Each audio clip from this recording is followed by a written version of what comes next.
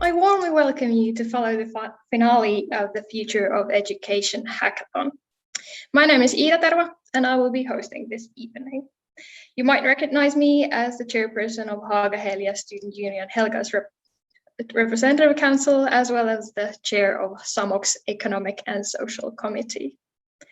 With this event, we celebrate the 25th anniversary of both SAMOK, the University of Applied Sciences students in Finland, as well as Arene, the Rectors Conference of Finnish Universities of Applied Sciences.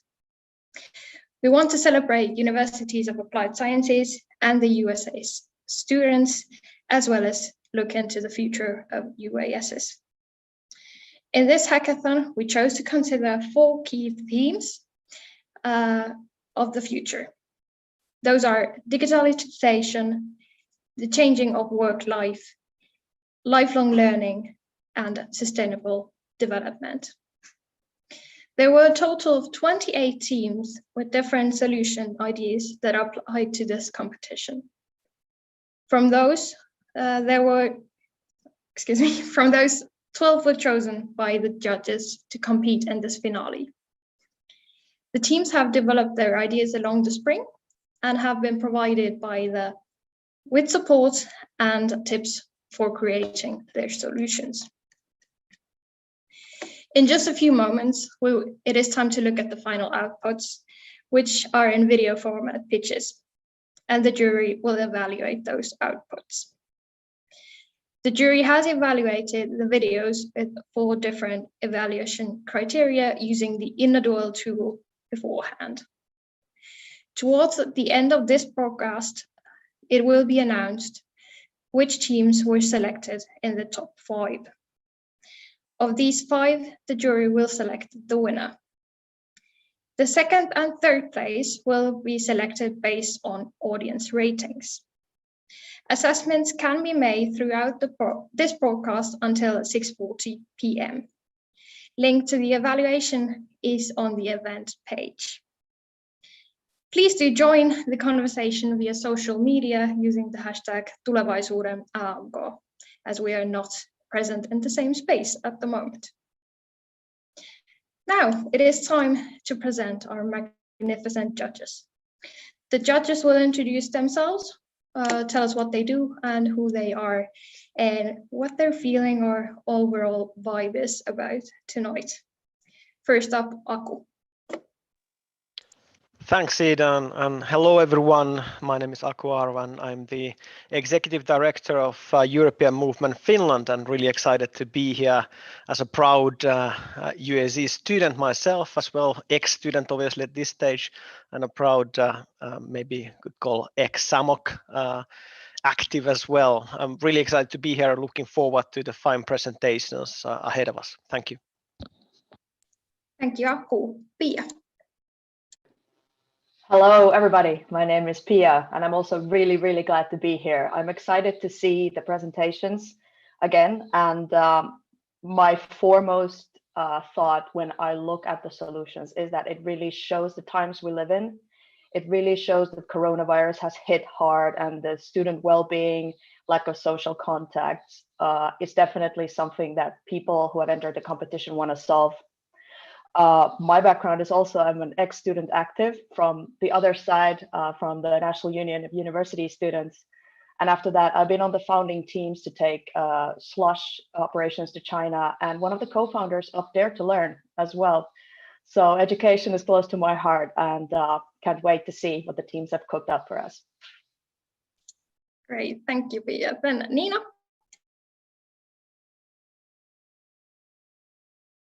You can turn on your microphone. Yes, sorry. Okay, hello everybody. It's also an honor for me to be here in part of this judge. I come from S Group. I work in an HR there, and we give guidance to our local companies and businesses and want them to thrive. It's been a pleasure to see all those videos, and as said, they really are in this time, and I think teams have tried to tackle very big and important issues like climate change and loneliness and social life, and how to be more accessible to studies. So I wish all the luck for the teams, and it's nice to see the videos once again. Thank you. Henna. Hi guys, nice to be here. My name is Henna Pursuinen.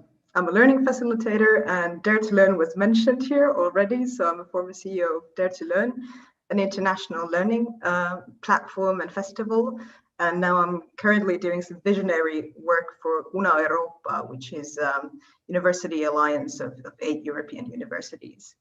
But when it comes to the pitches and like the whole reason why we're here tonight is that I see that we have a lot of nice variety in the pitches. And what I'm mostly looking forward to is maybe the learning side of the solutions presented here tonight, and what about the social aspects? I mean, we have these loneliness issues and all sorts of things, but what about how to tackle the interaction side and also the learning side? So those are maybe the things that I will focus on tonight, but best of luck to all and happy to be here. Thank you. Then Vesa. Hello, my name is Vesa Taatila. and I'm the rector and president of Turku University of Applied Sciences with about 20 years of experience in UAS side already, previously in Laurea and in Metropolia for all the participants from those UASs.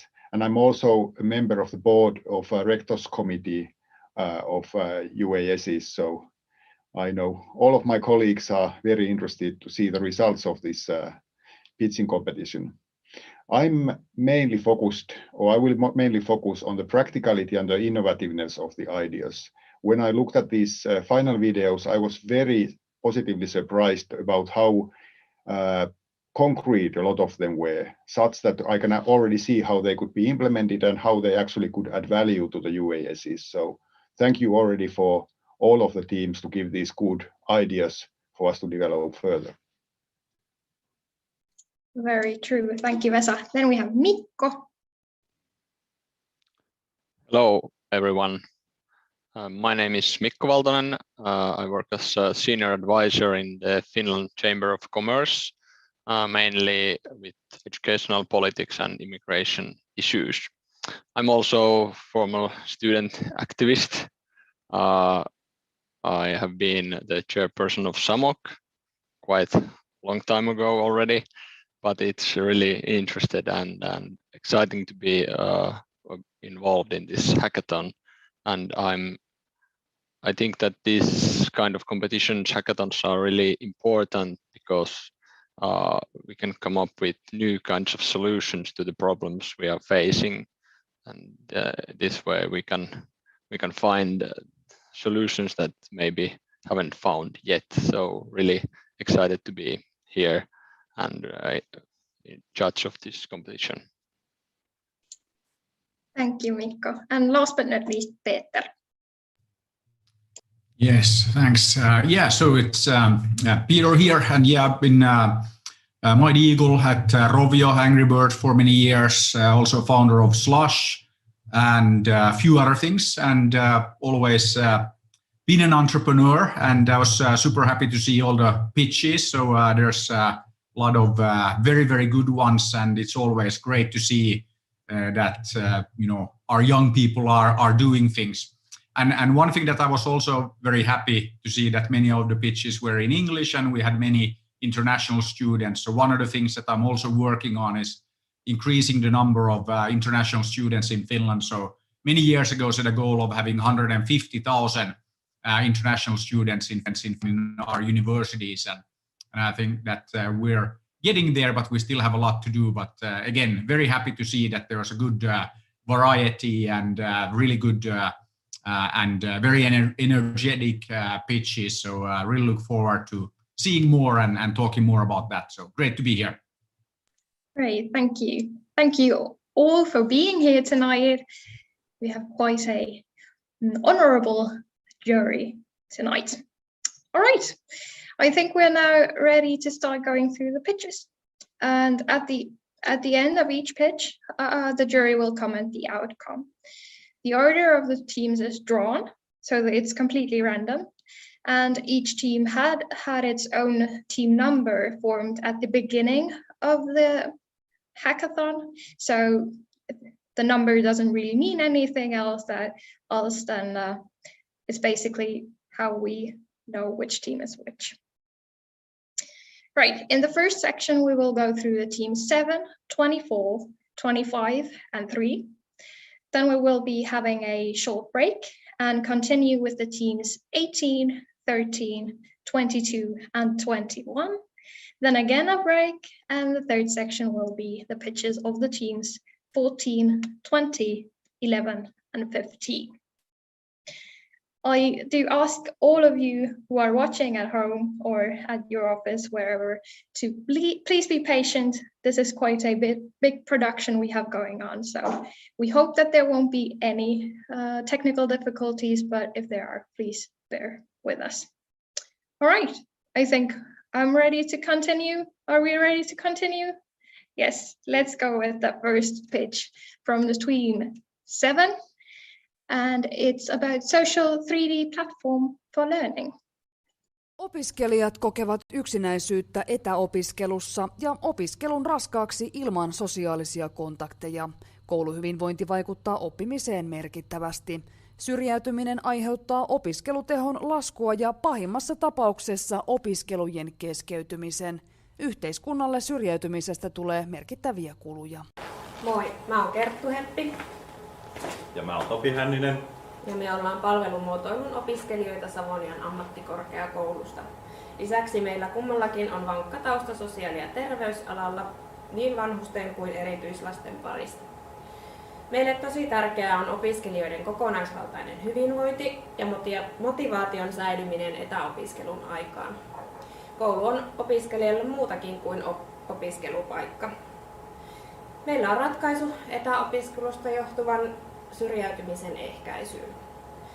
@Studies on sosiaalinen 3D-oppimisalusta, joka ehkäisee syrjäytymistä ja tarjoaa opiskelijalle ja henkilökunnalle mahdollisuuden tavata etänä. Tässä näkyy meidän tekemä hahmomalli 3D-ammattikorkeakoulusta, johon opiskelija voi tehdä oma avattaren. Valitettavasti tässä hahmomallissa ei vielä näy muut opiskelijat, mutta tarkoitus olisi, että täällä on kaikki interaktiivisesti yhdessä. Nyt opiskelija menee helppihuoneeseen, jossa on tarjolla esimerkiksi koulukuraattorin palvelut, tai siellä olisi tavattavissa esimerkiksi YTHS:n yhteyshenkilö matalalla kynnyksellä. Nyt opiskelija kulkee omaan työhuoneeseen, ja työpöydän ääressä on mahdollista avata esimerkiksi Moodle tai muita opiskeluun liittyviä appeja. Opiskelijan omasta huoneesta löytyy myös ryhmätyötila, jossa opiskelija voi tehdä omia muistiinpanoja tai ryhmätöitä tämmöisen vaikka interaktiivisen taulun avulla. Koulun yleisissä tiloissa on myös informaatiotaulu, jossa koulu voi julkaista opiskeluun ja koulunkäyntiin liittyviä tiedotteita ja muuta tärkeää. @Studies siis mahdollistaa sosiaalisten suhteiden luomisen etänä osallistavalla tavalla. Se tarjoaa matalan kynnyksen tukipalveluihin opiskelijoille ja yhteyden opettajiin. Lisäksi se on hauska tapa tutustua kouluun jo ennen opiskelujen alkua. Markkinoista sen verran, että tarkkaa rahamäärää ei pystytty löytämään, mitä markkinoilla on, mutta arvioitu on, että etätyöskentely ja etäopiskelu tulee kolminkertaistumaan vuoteen 2026 mennessä, ja tämä arvio oli tehty ennen koronapandemiaa. Ja haaveena meillä on voittaa tulevaisuuden AMK-kilpailu ja laittaa rahaa tuotekehitykseen. Lisäksi me tarvitaan kokonaisvaltainen yhteistyökumppani ja toivottavasti myös elantoa jatkossa. Ja mikä meidän suunnitelma tästä eteenpäin on? Meillä on mietittynä tähän 2 rinnakkaistuotetta, eli @Work, joka olisi tämmöinen etäalusta työskentelyyn erilaisille firmoille, ja @School, joka olisi hyvin pelillistetty versio tästä peruskoulujen käyttöön. Ja tämän vuoden loppuun mennessä olisi tarkoitus saada prototyyppi valmiiksi, ensi vuonna pilotoida sitä ja mahdollisesti jopa jo ensi vuoden lopussa päästä markkinoille. Kiitoksia ajastanne. Kiitos paljon.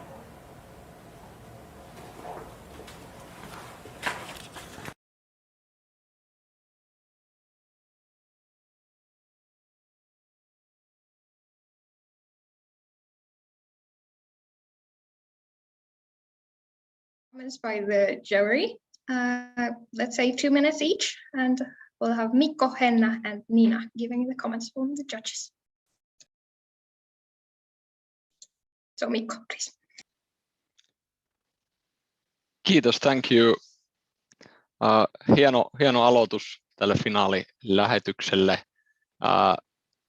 Tällaisia vastaavia ideoita oli itse asiassa useammalla tiimillä, enkä mä ihmettele sitä yhtään, koska tämä kohdistuu tavallaan selkeäseen tunnistettuun ongelmaan, joka erityisesti on korostunut nyt korona-aikana. Puhutaan yksinäisyydestä, syrjäytymisestä, etäopiskelun haasteista ja korona-ajan oppimisen ongelmista.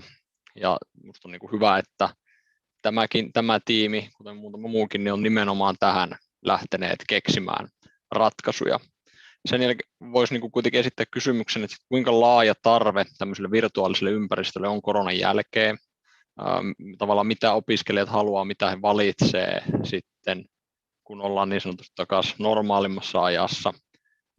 mikä on se niin kuin pysyvä tarve näille virtuaalisille ratkaisuille. Varmasti sellainen on, mutta kuinka laaja. Minusta tiimillä oli selkeä suunnitelma ja selkeä halu viedä tätä ideaa eteenpäin. Sitä oli mietitty jo aika pitkälle ja siitä iso plussa oli mietitty markkinoita ja miten tavallaan viedä tämä tuotteeksi valmiiksi palveluksi. Plussaa myös siitä, että oli pohdittu tämän palvelun skaalaamista, koska se tietysti on olennaista. Oli ideoitu valmiiksi versiot siitä, että voisi laajentaa työelämän puolelle, peruskoulun puolelle. Että tämä oli tavallaan se startti, tämä korkeakoulumaailma. Se, mikä tässä niin väistämättä tulee mieleen, on se, että toteutus voi olla aika kallis, kun puhutaan tämmöisestä niin massiivisesta VR-ympäristöstä, ja niistä kustannuksista ei ollut ainakaan tässä vaiheessa pystytty tekemään tarkempaa arviota. Mutta varmaankin tämän takia tiimi oli just pohtinut, että tähän tarvitsevat kumppanin, jonka kanssa sitten tätä mahdollisesti toteuttaa eteenpäin. Mutta erittäin hyvä esitys tiimiltä, selkeä, hyvin mietitty konsepti. Kiitos. Thank you, Mikko. Then Henna's comments, please. Kiitos tiimi myös munkin puolesta. Tässä oli selkeästi kyllä niin kuin kaikki elementit kerrottu, että mistä hommassa on kyse. Ja hienoa, että teillä oli myös siitä alustasta ihan niin kuin demoversio, joten siinä sai hyvää kuvaa siitä, että mistä te käytännössä puhutte. Tykkäsin myös tästä, että oli hyvin tunnistettu se ongelma, yksinäisyyden ja syrjäytymisen ehkäiseminen, ja olen täysin samaa mieltä, että koulu on muutakin kuin opiskelupaikka, ja mitä kaikkea ikään kuin muita niitä toimintoja siihen ympärille pystyy rakentamaan. Ehkä se, että mä innostuin, kun tämä nimessä oli, että siinä oli se social 3D platform, mä ajattelin, että jes, koska monesti musta tuntuu, että näitä niin teknisempiä ratkaisuja ja alustoja ja tavallaan paikkoja on jo, mutta niissä juurikin se sosiaalinen puoli, se niin kuin vuorovaikutus ja interaktiivisuus taas sit monesti jää ehkä vähän niin kuin lapsenkenkiin. Ja sanotaan, että vielä teidän taustoilla oli terveys- ja sote-palveluita, niin mä ajattelin, että jes, niin ehkä siihen nähden niin mun odotukset oli vielä korkeammalla, että mä olisin halunnut kuulla enemmän siitä, että kun te kuvasitte, että miten käyttäjä pystyy siellä liikkumaan, niin mitä se käytännössä se niin kuin vuorovaikutus, että siellä oli se helppipiste, niin minkälaista ikään kuin vuorovaikutusta se alusta pystyy luomaan, koska vaan se, että on joku tila, ei tarkoita sitä, että se niin kuin vuorovaikutus siinä lähtee lentoon. Niin sitä niin kuin, se oli sellainen, mihin itse kiinnitin huomiota, ja ehkä niin kuin myös, mitä Mikko tuossa mainitsi, niin suuri työ lähtee luomaan kaikkea alusta. Ja ehkä se, että teillä oli YTHS oli siellä mainittuna, että mitä muita kumppaneita, että lähtee sitten katsomaan siitä, että on niin kuin ikään kuin riittävästi muskeleita lähteä etenemään. Ja ennen kaikkea sitä palvelumuotoilun näkökulmaa vielä niin kuin kannustaisin miettimään, että mikä se niin kuin käyttäjälle se lisäarvo on, mistä se sosiaalinen vuorovaikutus siinä alustalla sitten niin kuin syntyisi ja mitä lisäarvoa se tuo sen pelkästään niin kuin virtuaaliseen toteutukseen versus live-toteutus, että mikä se teidän uniikki tarjoama tässä ratkaisussa on. Mutta kiitos, hyvää työtä. Thank you, Henna. And then Nina. Joo, kiitos omasta puolestanikin tiimille. Todella niin kuin hyvä ja selkeä esitys oli ja itsekin tykkäsin niin kuin siitä, että etsittiin ratkaisua tärkeäseen asiaan tosiaan tähän niin kuin syrjäytymiseen ja yksinäisyyteen, mitä tässä ajassa nyt erityisesti niin kuin korostuu. Vähän niin kuin Henna, niin jäin itse kaipaamaan sitten, että se alku lupasi ehkä vähän enemmän, että mikä se ratkaisu sitten niihin sosiaalisiin vuorovaikutustilanteisiin on. Että sitä itsekin tässä ehkä kaipasin niin kuin enemmän. Tämä etähelppi oli mun mielestä niin kuin kiva idea siinä, joskin ehkä tämän tyyppisiä ratkaisuja jonkin verran on, mutta sopi niin kuin tähän kokonaisuuteen hyvin ja oli tietenkin yksi vastaus näihin teemoihin. Tykkäsin itse myös siitä, että se jatkotuotteistus oli niin kuin mietitty, että oli se at work ja at school ja mietitty sitä, että mihin muihinkin ympyröihin tämä voisi niin kuin toimia.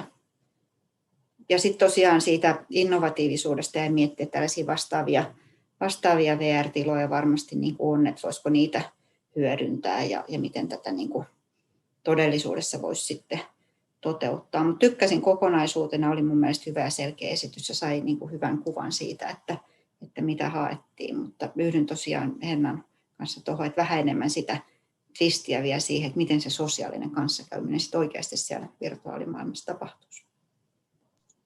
Kiitos. Thank you, judges.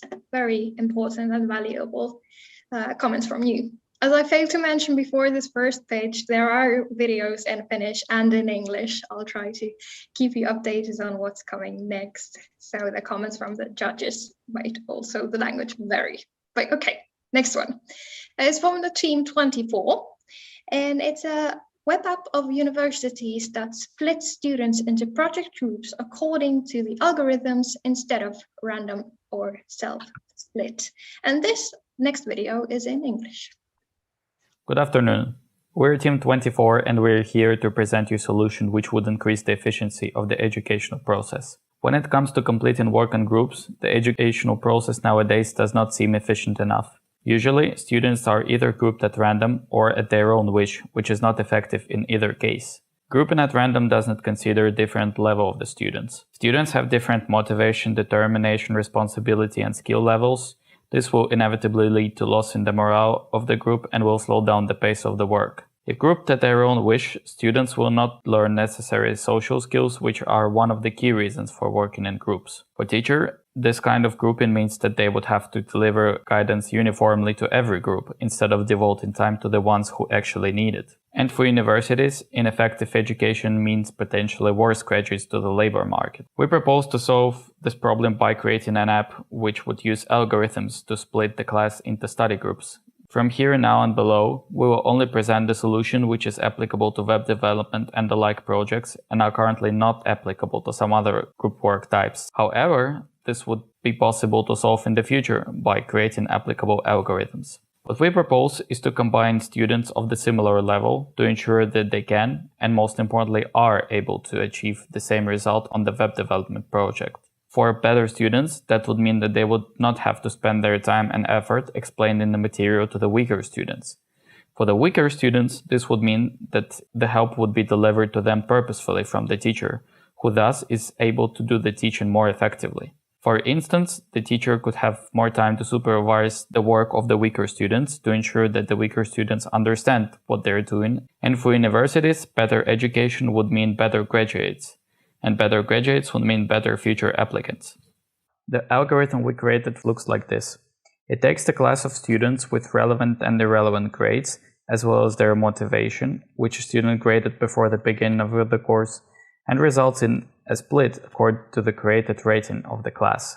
So, the teacher has a class of students whose grades and motivations are stored in the existing database. The teacher then selects the number of groups they would like their class to be split into. Some algorithm magic happens, and the teacher can see what the app proposes the groups to be. Of course, we would like to integrate our output with existing educational platforms, as well as add a button which would allow the teacher to specify the algorithm to ensure it's applicable to the goals of the course. Our app is extremely lightweight and thus efficient. Moreover, it is already created in a way that it is meant to be integrated in the school's existing databases and educational platforms. What is also important, this app has a wide possibility for development, as the further development of algorithms will be both qualitative and quantitative. In other words, not only will we need to create the algorithms which would be applicable to different kinds of group work, but also we will need to improve and sophisticate the currently existing web development algorithm. We think that the app we created could be really beneficial to the education. Therefore, we would like to receive additional support on two instances. Firstly, we would like to receive assistance with the integrating of our app in the existing educational environments in Finland, both in contacting the potential customers and resolving the technical side of the issue. Secondly, once the app is integrated, we would like to receive funding for the running the prolonged research of the benefits of our approach and development the algorithms and additional functionality. Finally, we're the team of the diverse international background, and we came with this solution while conducting the web development project at our computer application degree at SAMOK. Thank you for your attention. Right, thank you, Team 24. The comments from the jury will be given by Vesa, Pia, and Peter. Again, 2 minutes each, and Vesa, you're welcome. Okay, thank you very much, Team 24. It was a very interesting approach to that situation. It's something that we all face on a daily basis, so the need definitely is there. And of course, the solution was extremely practical, which I always like. Too many innovations aim for the stars when actually we need these very hands-on solutions. But the question I started to think when I saw the video was that how big a problem this actually is. Does this create real major headaches for the teachers and the students all the time, or is this a little bit smaller question, in which case it would be a rather small innovation when put into action as well? I like the way you defined the problem. It was very clear what you are solving, and also that it's not only related to the universities of applied sciences, but this could be, of course, used in all kinds of learning situations or group situations or workout situations or whatever situations that you may encounter. So it could work as a platform solution. Your solution was very well presented, and I think everybody understood what was the basic idea of it. And I have actually not seen similar solution before. There probably are those. If you go to the App Store, there's always a solution for everything, but I have not seen one. So to me, this was a novel approach to an existing problem. Regarding the algorithm, I started to think that how much work actually it would need. It looks like it's an easy job, but when you start to think of different variables that you might need as a teacher to create these groups of students, it might not be just quite as easy as presented on the video. But for example, on different topics, you might want to use different ways to split the group, not always only based on the grades, but there might be some other approaches as well. So that might make it a little bit more difficult than I originally thought, but overall, a very nice practical idea. Thank you. Thank you, Vesa. Pia. All right, thanks, team. I go with Vesa on this, that I feel this was a very practical solution to a practical problem, which I liked, and very well defined as well. So we don't have to go through a lot of complex information to understand what the problem is and what your solution would be. I really like that. I also have some questions about how the implementation would make sense, because I think it's a genuine problem that teamwork is difficult in school, but I would challenge whether it's the team you're put into and whether your grades predict what kind of team you should be in, and whether it's a lack of being taught how to do teamwork, how to communicate in a group, and how to develop the meta skills that enable us to work efficiently in teams, because we see this in working life all the time, and it's not a given we can do it properly. And if you can have a solution that takes into account the kinds of variables that actually help us understand what would help these teams work better together, who are the people that should be put together based on what factors, and if then the teachers are able to sort of understand how to support each team best based on your algorithm, for example, I think then you're starting to really tackle a big real life issue that could be solved not just in the school environment, but also in professional life. In everywhere you form groups, there might be something there that you want to explore. So I think an interesting idea. There's a lot of promise, but I think there's also a lot of questions you guys still have to think about to take it to the next level. Good job. Great insights. Thank you, Pia. And Peter, please, your turn. Yeah, so good comments by Vesa and Pia. And for me, I was kind of like looking at this that, okay, it seems very simple, but then of course, what exactly does the algorithm do and like based on what? So I think that's pretty important. And of course, it's a very important thing to kind of like build like high performance teams. But I think that it might not be that like easy, and you need to actually take a lot of things into account. So I think that the algorithm there is like very, very key. Then this also reminds me of one of my like favorite questions that I always have to like any team pitching anything, but I think it fits this one pretty well, is that, okay, so what if this was like a dating application? Like how would you make it different? And I think that then when you start thinking about it, okay, here it's a team, so it's not like just like two people, it's a bigger team, but still I think that there's a lot that we can learn from and by thinking about that. So I think I would really challenge kind of like the team to think about that, and then think about what we can learn from kind of like other team building exercises. So it might not be as simple as it seems. So it's not just like, okay, that there's some magic algorithmic thing that happens and then, you know, like we have the perfect team.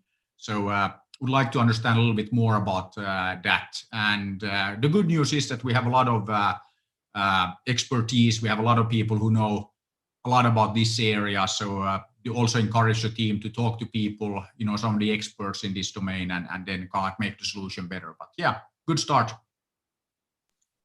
Great, thank you, judges. Amazing insights again and developing ideas. Thank you, Team 24, was it? Yes, it was Team 24. Good job. Next up, Team 25. Kari is the name, as I assume to be pronounced. A mobile application devoted to eliminating students' distractions and enhancing productivity. Do you ever find yourself trying to concentrate and yet you can't seem to focus? Do you hate all these noises and wish for a solution to this problem? Ladies and gentlemen, we're Team 25 and we're here to help you starve the distractions and start taking actions.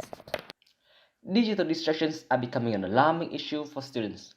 From Facebook notifications to phone calls, we are now extremely fragile to any smallest interference. In this recently conducted survey, more than 80% of students claim they find it hard to stay focused or to manage their time, leading to damaging consequences such as bad study performances and higher future pressure. Why don't you try using Focus app? One might ask. Let's be honest here. How many times have you downloaded a Focus app, used it for a couple of days, and then deleted it after a week? Most apps on this issue either uses ineffective anti-distraction methods or lack the engaging factors that attracts repeated users. So much so that the only plausible solution for this problem seems to be. Luckily, you don't have to do that. We, Team 25, presents Kari, a multi-device focused application / RPG for Finnish college students to eliminate all digital distractions, focus better with renovated methods, and a newly inclusive, compelling, competitive mode. Kari integrates the Pomodoro method, with which users can choose not only their desired working time, but also suitable breaks and cycles. While most apps only lock you from your phone in a selected time, no matter how long, we believe in the power of scientific work habits and encourage our users to rest properly with this feature. The apps have two main modes, study mode and deadline mode. While the prior gives you a limited number of warnings if you try to break your workflow, the after, which is much more restrictive as the name sounds, completely blocks any accesses to other apps. We also support synchronization between multiple devices through Bluetooth, which means that once Kari is activated, all notifications across the board will be suppressed. But what if I need another app to help my study? No problemato. Introducing a unique feature, the whitelist, where you can add apps that aid your study. That's right, ID folks, you still have your good friend Stack Overflow. If those incredible features have not sold you already, we proudly present a competitive mode in which students from different universities can actually log in and compete with each other. With each successful session, students will gain rewards to build their own version of their university. The more productive one is, the taller his school will be, the prouder he can be. Competition, we believe, is a great push for students to become more and more focused, which makes Kari the most engaging, the most attractive, and the one-of-a-kind focus app on the market today. On the market side, we operate as a freemium model where students have free access to project and competitive mode, as well as a limited number of 6 on-hour cycles per day. We believe that by using the freemium model, users can experience what is great about our apps before deciding to upgrade that greatness. We also monetize with advertisements, for which we appreciate partnerships with companies and businesses. With at least 10 seconds of ads during each break time, that's right, you'll bring your brands right into users' hands. At this moment, our main target being Finnish college students only. However, this is just the beginning. As our team consists of 100% students, we understand the struggle of students in fighting with distractions and we believe wholeheartedly in the scalability and practicality of our solutions. So, be our companion on this journey, dare you.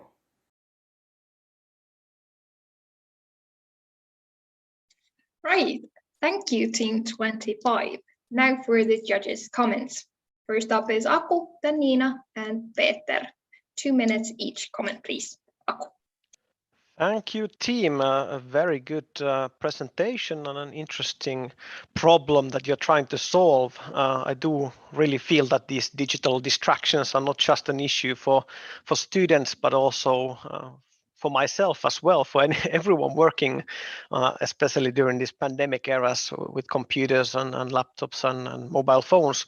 So I think there might be a lot of room for scaling this idea, not just for the students, but for everyone. I would have been interested to hear a bit more about the sort of multi-device approach that you've described. My main question would be, does it function with your personal computers, with your laptops, or is it just a mobile solution here? And obviously, have you thought about how to access it? Where can you get it eventually? But definitely a fun idea, and certainly something that I would see myself using while working. One of the questions that came to me was that what is the kind of the novelty value of this idea? I do understand that many of the phones already have a do not disturb mode included in them. At least my phone has it, and some of them also have this whitelist for certain apps to get through. So I think this is a conflict in my mind. So what is the difference between this solution and the solutions that the phones already might have? I do like the competition mode. I think that would be one of the best ways to maybe engage the users to really get them to use this app. That is one of the big issues with app development. To my understanding is that how to get a certain user base. So this is a good approach. The idea is still on paper, obviously, but you have thought about, for example, the revenue streams, and I think there's a lot good in this. Good job. Thank you. Thank you, Aku. Nina, please, your comments. Yes, thank you. I agree that the problem that the team tried to solve is definitely real, and we can all see that in our lives. This was clearly and well presented. I like that. It was easy to follow. However, like Aku, I was pondering a bit how novel this idea is. There are similar solutions and apps that exist. In these solutions, there was this link to gamifying or competition to get user engaged or addicted to this. I was a bit wondering if this app or the solution is really the key to get people focused on, or should we learn them, teach them to be focused in other ways than just giving an app. So this was something I was wondering if this really is the solution to the problem in the end. But say this, I think the idea was well presented and solution was clear. And I like the idea of two kind of modes, which was presented, like the study mode and the deadlock mode. I like that. It was quite nice. So thank you for the team. Good job. Thank you for your comments, Nina. And then Peter. Yes, so I have to say that I really like the pitch. And I think that is something that we should always keep in mind, that it's not good enough to just create a fantastic product, but you also need to make the world aware of it. And of course, this is something that comes very natural for us Finnish people, as everybody knows that we're known as the best marketeers on the planet. And when I say that, typically people in Finland laugh, and maybe it's not always true. But I think that is something that I really want to highlight with this pitch in particular, that I think it was very, very polished. It was very clear. You had a lot of kind of like humor. I like the voiceover and all of that it was done in a very good way. And I think that, coming from a background in games also, I mean, who cares if you make the best game on the planet if nobody knows about it? And I think that this is, it's less than half the battle is actually building the product. After that is like when the work starts. And of course here, I'm sure that you have a lot of work on, on the actual product, and there wasn't much about that in there. But I think that there's absolutely nothing wrong with starting by building like a very good pitch, and then, you can build a product later. So that is also like a good approach. yeah, that's something that I really liked about this. And also it was added to the kind of like your confidence in the product and all that you had a bit of talk about, you know, that you will use a freemium business model and this is like how it will work and like all of that. I think that's always good to talk about as well, because I think in many pitches we can like forget about then that, okay, how will this actually make some money in order to kind of like make it sustainable?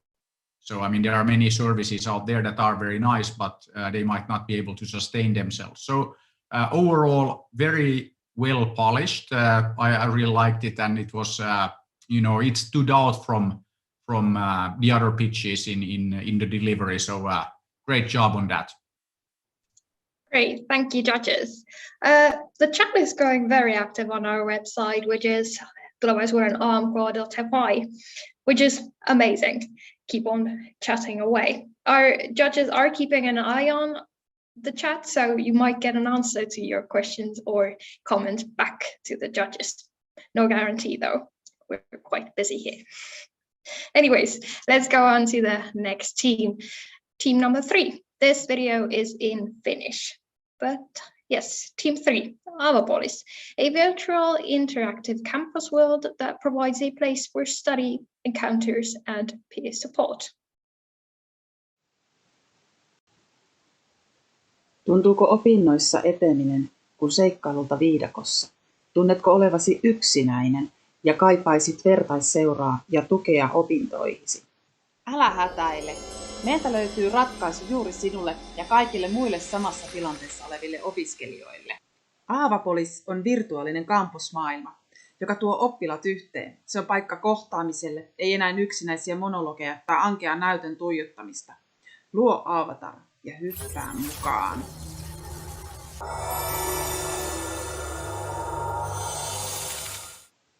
Wow, mun kaikki kaverit ovat täällä. En olekaan yksin. Avopoliksessa voit keskustella ja vaihtaa ajatuksia toisten oppilaiden kanssa. Se on paikka kohtaamiselle. Sinulla on myös mahdollisuus aloittaa keskustelu tai videoyhteys muiden kanssa. Avopolis on virtuaalimaailma, joka kulkee käsi kädessä alusta lähtien tukien opiskelijaa koko opintopolun ajan. Kampukselta löydät vastaavat tilat kuin normaalisti ja voit seikkailla alueelta toiselle, vaikka kahville tai kirjastoon. Voit myös keskustella oman avatar-tuutorin kanssa. Se auttaa sinua opinnoissasi ja saat tukea opintojesi suunnitteluun. Avatar-tuutori toimii algoritmin avulla ja seuraa sinun mukanasi koko opintopolkosi ajan suositellen ja ehdottaen suorittavia kursseja. Koko opintokurssitarjonta löytyy helposti samasta paikasta. Voit rajata opintoja muun muassa tutkinnon tai sen osa-alueen opetuskielen, toteutuksen tai hashtagien avulla. Kurssit, luennot ja jopa yritykset löytyvät täältä eri ovien takaa. Pääset tutustumaan yrityksiin ja työelämän verkostoituminen alkaa jo opiskeluaikana. Ovet voivat myös johtaa opiskelijapileisiin. Juhli yhdessä muiden kanssa ja ota ilo irti opiskeluajasta. Avopolis toimii hyvin yhteen Digivisio 2030-hankkeen kanssa ja Avopoliksen käyttökustannukset ovat kohtuulliset. Etäopiskelun lisääntyessä tarve isoille kampuksille vähenee, näin kustannuksia säästämällä voidaan satsata opetuksen laatuun ja tehokkuuteen. Samalla pienentyy hiilijalanjälki. Avopolis voidaan rakentaa yhteistyössä Gluun kanssa VR-teknologioiden avulla. Tämä tarjoaa oivan ratkaisumahdollisuuden virtuaaliselle kohtaamiselle paikasta riippumatta. Hyppää mukaan ja rakennetaan yhdessä tulevaisuuden virtuaalikampus.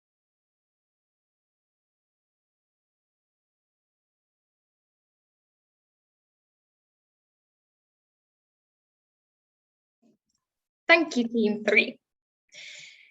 That was quite a video. I liked it. So the next comments will be given by Pia, Mikko, and Nina, and if we have the time, Aku will comment shortly as well. So Pia. Kiitos ja oletan, että nyt on suomeksi ainakin teen niin. Kiitos tiimille tästä esityksestä ja tässä oli nyt sanotaanko, että saman ongelman ympärillä, missä yksi aikaisempikin tiimi, eli tavallaan sosiaalista kanssakäymistä ja virtuaaliympäristön avulla sen haasteen ratkomista. Ja pidin siis siitä, tässä oli mun mielestä keskitytty jonkin verran siihen, että miten se sosiaalinen kanssakäyminen tapahtuu siellä virtuaaliympäristössä, mitä siellä voi tehdä muiden kanssa, miltä se näyttää. Demo oli myös mun mielestä kiva, että se oli tuossa mukana, se auttoi heti hahmottaa paremmin sitä, että kuinka tämä voisi toimia. Ja se, mitä mä jäin miettimään, että monesti tällaisissa jonkinlaisissa, kun tehdään jotain softaplattaa tai appia tai muuta, niin se vaikein osuus on siinä taustalla. Ja tässäkin sama juttu, että tämä ympäristön rakentaminen on niin kuin tekninen haaste, mutta sitten jos sinne esimerkiksi rakennetaan koko opintopolun ajaksi palveluita ja algoritmeja, jotka vaikkapa auttaa ihmisiä opinnoissaan eteenpäin, niin se kuulostaa musta siltä, että se vaatii itse asiassa tosi valtavan ajatustyön ja resurssien tavallaan haalimisen ammattikorkeakouluilta ja sellaisen niin kuin yhteistyön, että tämän kaiken informaation saa samaan paikkaan, sen saa helposti saavutettavaksi silloin, kun sitä tarvitaan siellä ympäristössä. Ja mä näen, että se niin kuin suurin haaste tässä toteutuksessa on nimenomaan siinä puolella, että mitä siellä niin kuin tavallaan verhon takana tapahtuu ja miten se on niin käytettävä ja niin helppo ja niin sujuva, kuin mitä tässä demossa niin kuin ehkä alkaa niin kuin odottamaan sen pohjalta.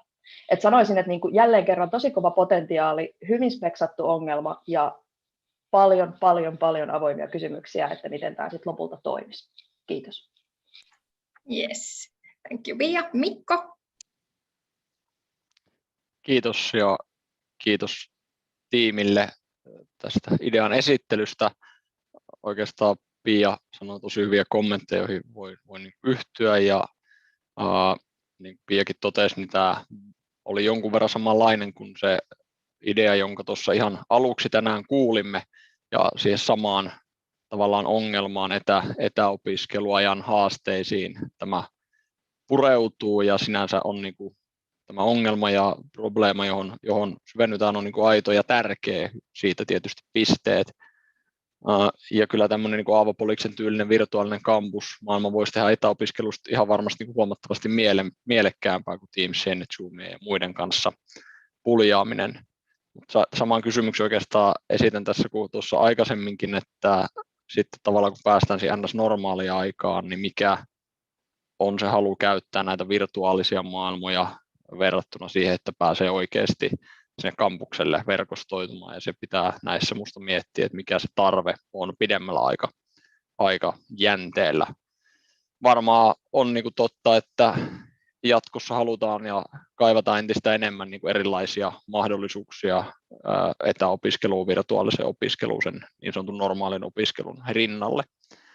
Minusta tässä ratkaisussa oli se hyvä, että oli pohdittu tätä myös siitä näkökulmasta, että miten tämmöinen alusta voisi itse asiassa auttaa oikealla tavalla käytettynä korkeakouluja säästämään resursseja jostain muualta, jota voitaisiin sitten käyttää opetuksen laatuun panostamiseen. Minusta se oli niin mielenkiintoinen ajatus ja tärkeä näkökulma. Tiedetään, että korkeakoulullakaan ei liikaa sitä rahaa ylimääräisenä ole siellä lojumassa. Sitten sitä jäin miettimään itse, että onko kuitenkin tämmöisiä tavallaan tähän käyttöönkin sovellettavia VR-alustoja jo olemassa, tai semmoisia, mitä olisi helposti tähän muokattavissa, eli onko tämä tavallaan sillä tapaa täysin uniikki tämä idea, ja kannattaako tämmöistä alustaa rakentaa alusta asti, niin kuin tuossa aikaisemmissa kommenteissa tuli, niin tämmöisen tekeminen nollasta on niin kuin toteutuksena tosi raskas ja kallis, ja silloin minusta tullaan siihen kysymykseen, että mikä esimerkiksi olisi ammattikorkeakoulun niin kuin hyötynäkökulma tähän, että lähtisivät panostamaan kokematko saavansa siitä tarpeeksi tai hyödyttääkö se tarpeeksi opiskelijoita. Ja siitä vielä viimeinen plussa, että tämä oli sidottu hienosti siihen, että korkeakoulut on tarttuneet tähän digitalisaatiohaasteeseen, tehneet oman digivision, ja tätä oli siihen ajatukseen lähdetty myös ymppäämään osaksi. Näillä kommenteilla kiitos vielä tiimille. Great, thank you. Then Niina. Joo, kiitos. Aika pitkälle tosiaan yhdyn niin kuin edellisten tuomareiden puheenvuorot. Tässä oli niin kuin selkeä ongelma, se oli hyvin esitelty ja taplattiin sitä samaa ongelmaa, mitä tuossa aiemminkin tosiaan tässä sosiaalisen kanssakäymisen ongelmaa. Hyvin esitelty niin kuin ratkaisu ja hyvin määritelty. Oli kiva tätä pitsiä katsoa, oli kiva, että sitä oli niin kuin demottu siinä. Eli kaiken kaikkiaan minusta niin kuin kiva idea. Se, mistä itse tykkäsin tässä, niin oli se, että siihen tuotiin se koko opiskelupolun mittainen tuki mukaan, ja tykkäsin tästä avatar-tutor-ajatuksesta siitä näkökulmasta, että se seuraa niin kuin läpi koko sen opintojen ja auttaa siinä, mutta tunnistan juurikin tuon, että miten sen käytännössä sitten toteuttaa ja mitä kaikkea se sinne taustalle vaatii, niin se on varmasti sitten oma jumppansa, niin kuin Pia sanoi, ja ei varmasti kovin helposti toteutettavissa, mutta ajatuksena niin kuin minun mielestä hyvä. Ja tämän tyyppiset ratkaisut varmaan niin kuin lisää sitä sellaista läsnäolon tunnetta, varsinkin näinä etäaikoina, mutta just niin, että nähtäväksi jää, että mikä niiden tarve sitten on, kun ajat toivottavasti joskus palaa sitten normaalimmaksi. Mut tykkäsin esityksestä ja ajatuksesta, hyvin esitetty, ja kiitos tiimille, hyvää työtä. Thank you, Nina. Then if you have anything to add, you can do it shortly. Joo, toki kiitos Iida ja kiitos tiimi. Mielestäni oikein hyvä pitchi, hyvä esitys. Tällainen ajatus virtuaalikampuksesta on älyttömän kunnianhimoinen ja olisi mielenkiintoista nähdä jossain vaiheessa sellainen niin kuin valmis toteutus siitä, että mitä se sitten käytännössä pitää sisällään.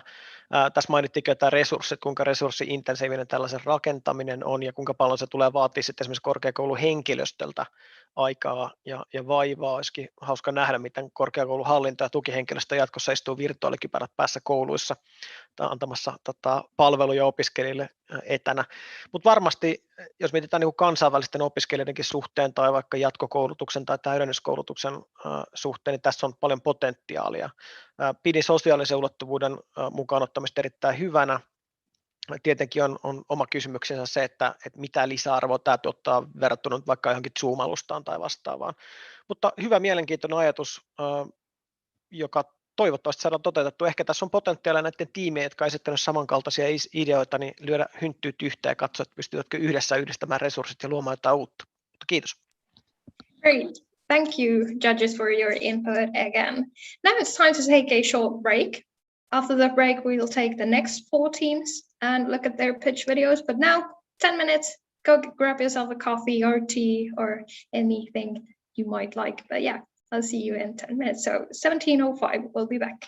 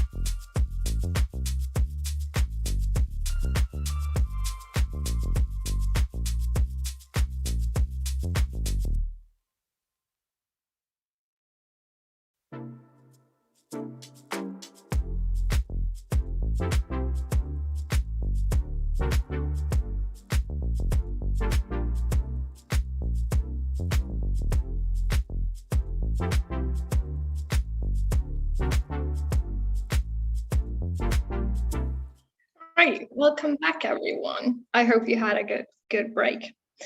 So next we'll go through the next 4 teams, which are 18, 13, 22, and 21. And as before, the judges will give comments after each video. So Team 18, which is in English, it's a VR platform to help students learn about the UAS without visiting the campus, thus reducing the stress students experience. Hello, we are Team 18 and we would like to tell you about a serious problem that applicants face when applying to their future UAS. Choosing an educational institution is one of the most stressful and confusing experiences most high school graduates have, and the decision can affect their entire life. When school graduates apply to higher educational institutions, they hardly ever know what to expect. The overwhelming number of university study programs courses might be too much for some applicants, especially when they are unable to visit the campus and see how comfortable and satisfactory the environment is. The QR code on screen shows existing ways the applicants can see their UASs before the studies, but we believe that no optimal interactive solution exists yet. We want to develop virtual reality solutions for future students to experience universities of applied sciences, and also aim to decrease confusion and anxiety when applying for higher education. Our idea is to provide the potential students with a way to learn about the universities of applied sciences, about the teaching processes, and about the facilities by walking through the campus, interacting with the environment, and having demo classes and laboratories with the help of VR technologies. We conducted a survey among students in Finland to see if our solution is needed. The results that we got showed that for more than 53% of the students, the campus, facilities, teaching, labs, and so on did not meet their expectations to the full extent. That leads to students dropping out from the UASs, which is undesirable for both students and educational institutions. More than 70% of students also said that it would be helpful if they had an opportunity to virtually visit the campus beforehand. Virtual provides a way to learn about the UAS, the teaching processes and facilities, helps with choosing a degree, and eliminates the confusion and anxiety while applying to UAS. Our target customers are the universities of applied sciences and educational consultants. It is incredibly important for educational institutions and the agents that help with choosing an education program to have the students be satisfied with the education they are getting. Because of that, students benefit too. These days we focus a lot on mental health, and our solution eliminates a huge part of stress and uncertainty students experience. VR is a fresh and up-and-coming technology which allows a person to enter a digital 3D environment instead of simply watching it on a display. Finland has 22 UASs, with some of them even having several campuses. Our idea includes an interactive 360-degree view of the campus, a glance at the different facilities the UAS offers, like classrooms, laboratories, in-campus restaurants, and first-person experiences of the teaching styles by virtually attending demo classes. During our research, we were unable to find educational institutions that allow applicants to visit classrooms and other facilities, and, most importantly, be present during the teaching. On this slide, you can see the draft of our business plan, which shows the stages of our product development and all the necessary details. Please feel free to pause the video and read. We are very passionate about this idea because being international students ourselves, it was almost impossible to know what to expect from our education. We had to gamble with our choices, hoping that we would like the UAS we chose. Even though some of us have visited the campus during the entrance exam period, we were not able to fully experience the learning or teaching environment of the UAS. As engineering students especially, lab facilities are of the highest importance, and so we believe that this solution will benefit not only full-time degree students, but exchange students as well. Thank you for listening to our presentation. We hope that we can make a difference in the way people choose their future UASs, and also ease the decision-making process future applicants have.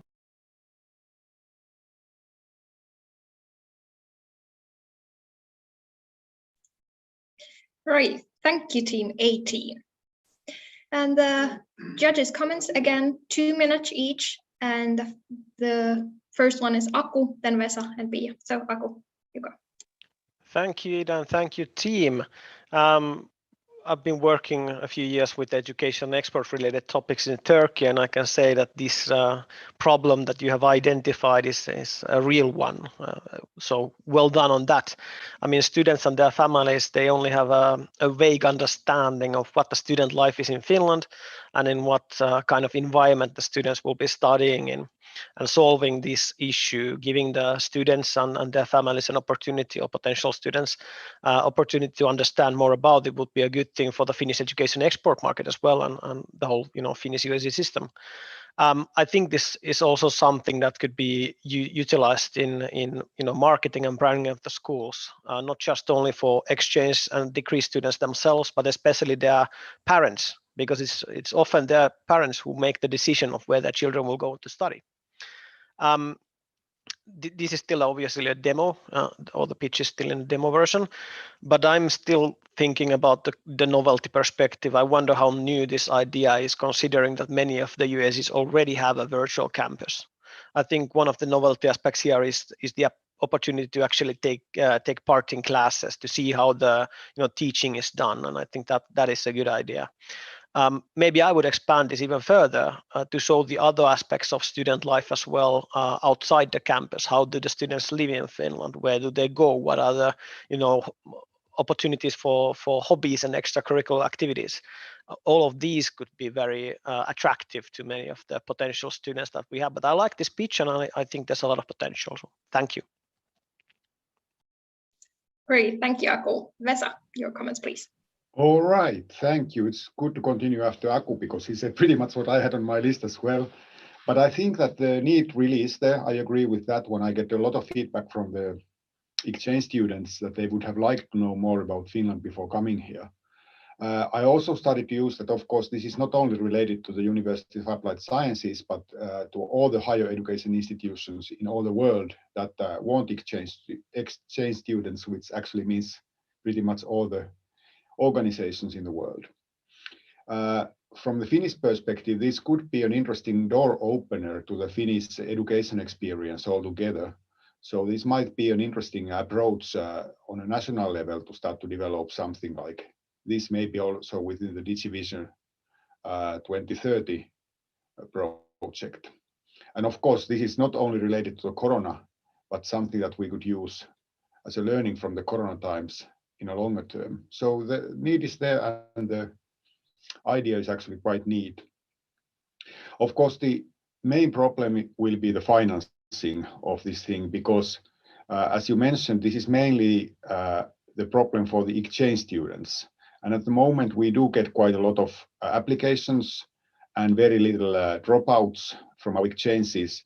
So it's a good question if there would be enough interest to pay for the development that is required. The positive part of that is, of course, that it doesn't require huge technological development. We have a lot of platforms that could be used already for this, so it would be, in that sense, easier to do than to start this from the scratch. I also like that it's very practical. This could be done rather quickly if we just get all the major players into the same game field at the same time. So it wouldn't require several years of development. So yes, in short, I think this would be plausible to put into action, but the funding might be a little bit difficult to find. So let's see what we can come up with. Thank you. Great, thank you. Then we have Pia. Your comments, please. All right, thanks, team. So I find myself both agreeing and disagreeing with the previous judges. I am not certain if I agree with understanding or the lack of understanding of what the campus environment is like, whether that's a deciding factor when you're choosing your future higher education place. I'm not certain. I would imagine there are other factors in play that are more important, such as the content of the degree, the prestige that the university maybe has, and any kind of like future plans you have, and what's the relevance of the education. So it's not just the campus. I'm not saying that it wouldn't affect, of course it does. But so I sort of feel that maybe in the problem definition, there are other elements to explore. But here's the agreeing part. I also agree with Vesa and Aku that there are other elements that are also specific, I feel, to Finnish higher education institutions that are not necessarily true elsewhere. One of the greatest strengths of this country have already been mentioned. What is the student life like? What is society like? How is it built? What kind of position do students have in society? Because I work with students on like 4 different continents, and nowhere else do students have such rich extracurricular life, such great connection to working life, and so on. So these are the kinds of things that, if you want to build competitive advantage for universities of applied sciences, maybe these angles could be brought into your solution, and it could yield something that's truly even more valuable than what you have in place now. Thanks. Thank you, judges. Great comments, but also a great pitch from the team 18. Now on to the next team, which is team 13. It is in English again, and it offers a specialization semester where students learn how to apply circular economy principles in the transforming business world. It's time to wake up. The Circularity Gap report from 2019 shows that only 9% of all the economy in the world is circular economy. A Cambridge study, 2018, estimates that applying circular economy principles across the European Union economy has the potential to create around 700,000 new jobs by 2030. But how can a student specialize in circular economy from a business perspective? Well, currently, this is not possible in Finnish universities of applied sciences. We are happy to present our solution that supports Arene's roadmap to sustainable and carbon neutral University of Applied Sciences in Finland by 2030. Our solution is a semester-long circular economy business immersion. This semester does not prolong the studies, but substitutes some of the mandatory subjects.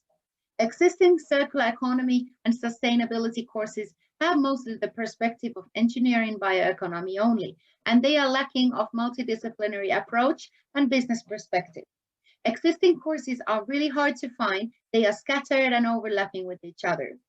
According to our survey conducted in March 2021, the circular economy course alumni students state that the studies were only 60% useful for their working life. The study also shows how the students have interest on various subjects on circular economy, and they would like to integrate it in their personal curriculum. And that's what we are here for. The circular economy immersion includes a continuous mentoring and coaching. multidisciplinary networking with other students and professionals, while fresh, up-to-date information is delivered through innovative and future-oriented teaching and learning methods. The students will gain skills that robots and artificial intelligence cannot do. The teaching is all online and includes workshops, design sprints, and circular design labs supporting the practical assignments. There is market for online learning. Even before the pandemic, the Forbes research forecasts the online education market reaching $325 billion by 2025. The program is for students of business administration, design, and engineering, and exchange students in collaboration with different universities of applied sciences in Finland. Also, international students abroad can attend. The immersion semester offers competitive advantage for universities of applied sciences. They gain a specialist brand, fame, and recognition with other institutions and students. They will benefit financially from partner cooperation and international students. The partner companies then get concrete solutions and fresh new ideas. The partner company network with their potential future interns and employees, and the employer brand will be strengthened. Funding can be obtained from the Ministry of Education, Sitra, and Business Finland. Revenue can be created by selling the course for international online students on B2C market.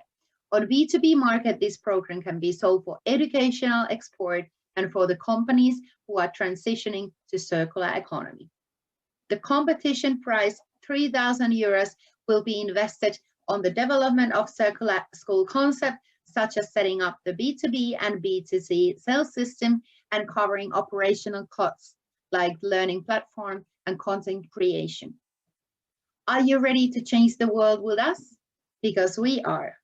I proudly present our talented team: Tua, Data and Business Manager, Sara, Project Manager, and me, Carolina, Development and Operations Manager.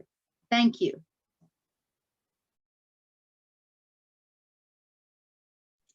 Great, thank you, Team 13. And now for the judges' comments. Again, 2 minutes per judge, and the judges who will be speaking after this video are Henna, Mikko, and Vesa. And Henna, your turn is first. So yeah, thank you, team, for your presentation. I think that was a nice, clear-cut, great pitch that you managed to come up with. And I also like that your solution touched upon several themes of the competition.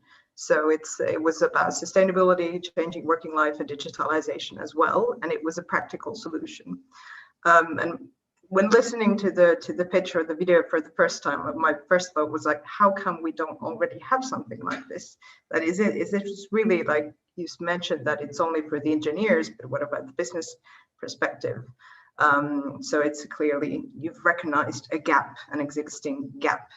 But then I was left wondering about, I mean, circular economy is sort of a problem that requires systemic approach. So I can fully understand that doing that in 5 study credits is not enough. You need more to fully grasp the phenomenon. But then again, also one thing that I'd like to challenge you, even though I see that this is a very easily implementable, but then again, if you say that it's a perspective that is lacking in business studies, shouldn't circular economy be integrated into every part of the teaching and learning instead of doing an isolated or separate study module?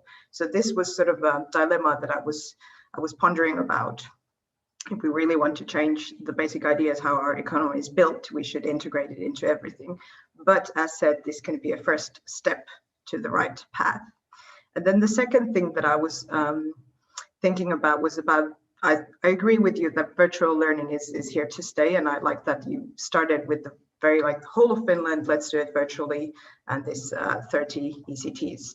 But then again, also it seemed a bit like a traditional online course. I was kind of left hoping for the innovative part of the solution, how to spice up things, how to do this in a different way if you have the resources and you're able to get all the universities of applied sciences on board.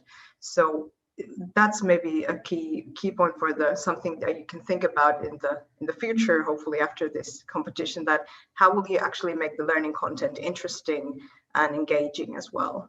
So think about that, because we have a lot of online courses also available, but what makes this your course or the study module so unique and engaging?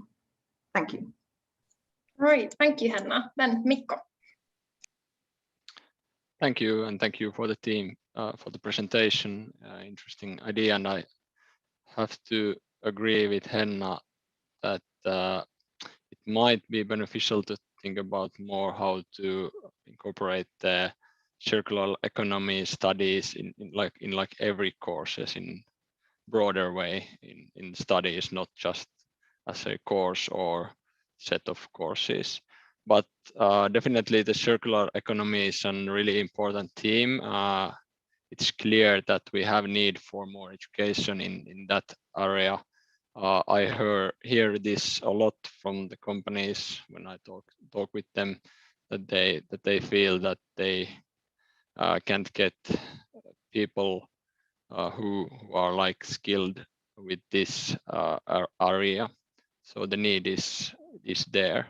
I think if you want to do this in a separate course, the 30 ECTS is good because it's big enough so that you can really get the know-how in this area. You have done quite good background work, and the presentation was also really good. Thank you for that. About the online course, it's a good choice because it's scalable and you can get more people to use it. That's a good choice, but I'm not really convinced about what's the point for UASs to gain like financially from this. You said it in your presentation, but I really don't see it. And what is the point for third party to do the course? Why couldn't the UASs do this themselves? So maybe these are my comments. Thank you for the presentation. Thank you, Mikko. Great insights. And then Vesa, your turn. Yes, thank you. Yeah, I fully agree with the previous judges, what you said. I think this is a need that is there on the air at the moment, and we all have to do something regarding it. And actually, a lot of University of Applied Sciences are already working with this topic, and also in groups, not just separately, but we have several projects in which we are developing shared content. So I think the need is there. It has already been shown. But what is also being shown is that different University of Applied Sciences have very different maturity levels on this topic. And the big questions that we often encounter is how can we get everybody involved so that we add value to everybody on all the fields of education. But what I liked about this is very practical, this is very doable. We could pretty much agree that we start to work on it right now. But as especially Henna said, it's not very innovative. It was very traditional approach on distance education or online education. And I would also recommend having some more innovative approaches here. I don't mean by innovative by technological approaches, but how could you get this kind of hands-on learning experience into the distance education on circular economy? Because it's rather easy to do that on theoretical level and on the lecture type learning environments. But how can you create the real learning possibilities even deeper than you presented because those are more typical on the University of Applied Sciences side. But I think this would be rather easy to put into action. So I'm always happy to see practical solutions. Thank you. Thank you, Vesa. Really great insights from the judges. Thank you. And thank you, Team 13. Was it 13? Yes, it was. And now for Team 22. This next video is again in Finnish, so the judges' comments will be in Finnish as well.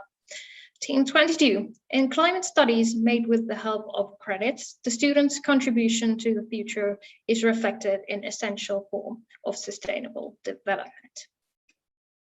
Terve, mä oon Niklas. Ja mun nimi on Janita. Lisäksi meidän tiimissä on Moona, Tekla ja Antoni. Me ollaan puuhailijat ja tullaan Jamkista. Me lähdettiin tosiaan taklaamaan kestävää kehitystä ja miten kompensoidaan 146 000 opiskelijan päästöt, joista noin 30 000 valmistuu vuosittain. Korkeakoulussakin moni opiskelija saattaa vielä kokea ilmastoteot vieraiksi, ja me tehtiin kysely meidän opiskelijoille ja saatiin siihen satoja vastauksia, ja sieltä ihan selkeä enemmistö koki ilmaston tilanteen tällä hetkellä huonoksi.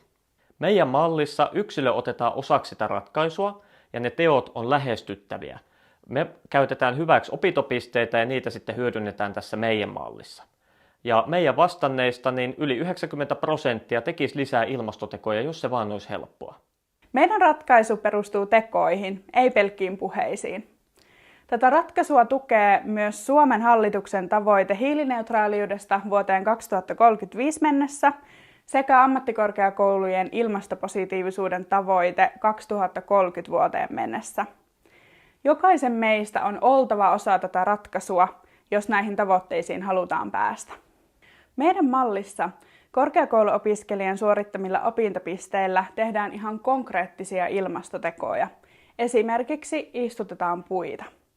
Eli käytännössä opiskelija suorittaa opintopisteitä, joiden ennalta sovitulla määrällä korkeakoulu sovittaa opiskeluiden edistymisen tekemällä ilmastotekoja.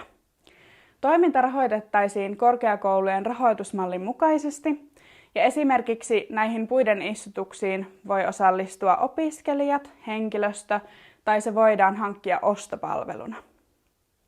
Tutkinnon lisäksi opiskelusta tehdään näin merkittävä ilmastopositiivisuutta tukeva teko, joka kasvattaa motivaatiota ja lisää tietoisuutta. Meidän keskusteluissa Jyväskylän ammattikorkeakoulun ja sen kestävän kehityksen tiimin kanssa meidän idea koettiin todella hyvänä ja toimivana, ja heidän mielestään se on täysin toteutuskelpoinen.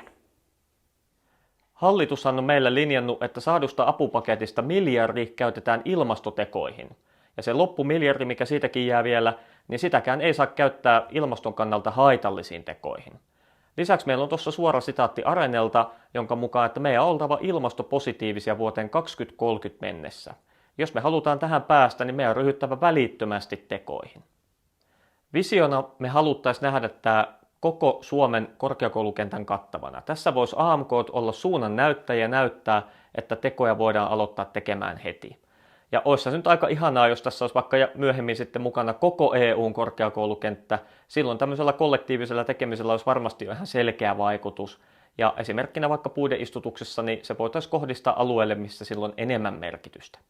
Asenteiden muutos on aloitettava nyt, joten kiitos, että olet osa ratkaisua.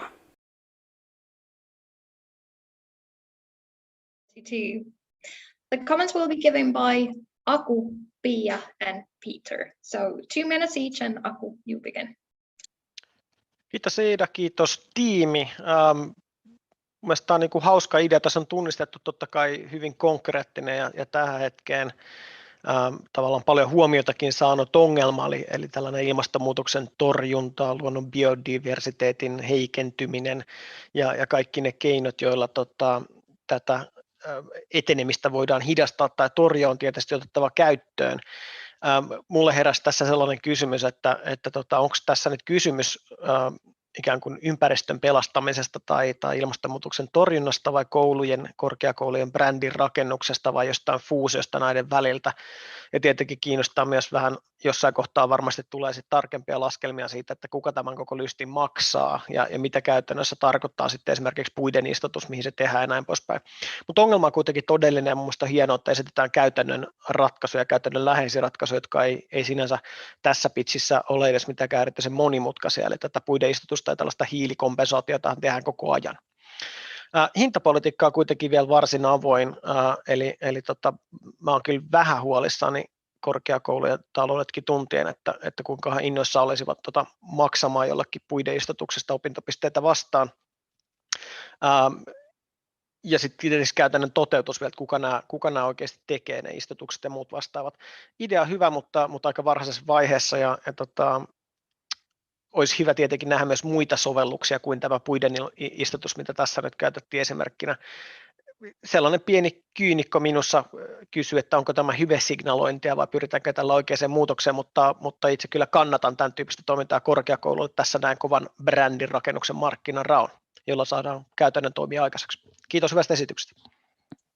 Thank you, Aku. Then Pia, your comments, please. Kiitos ja optimisti tässä, hei.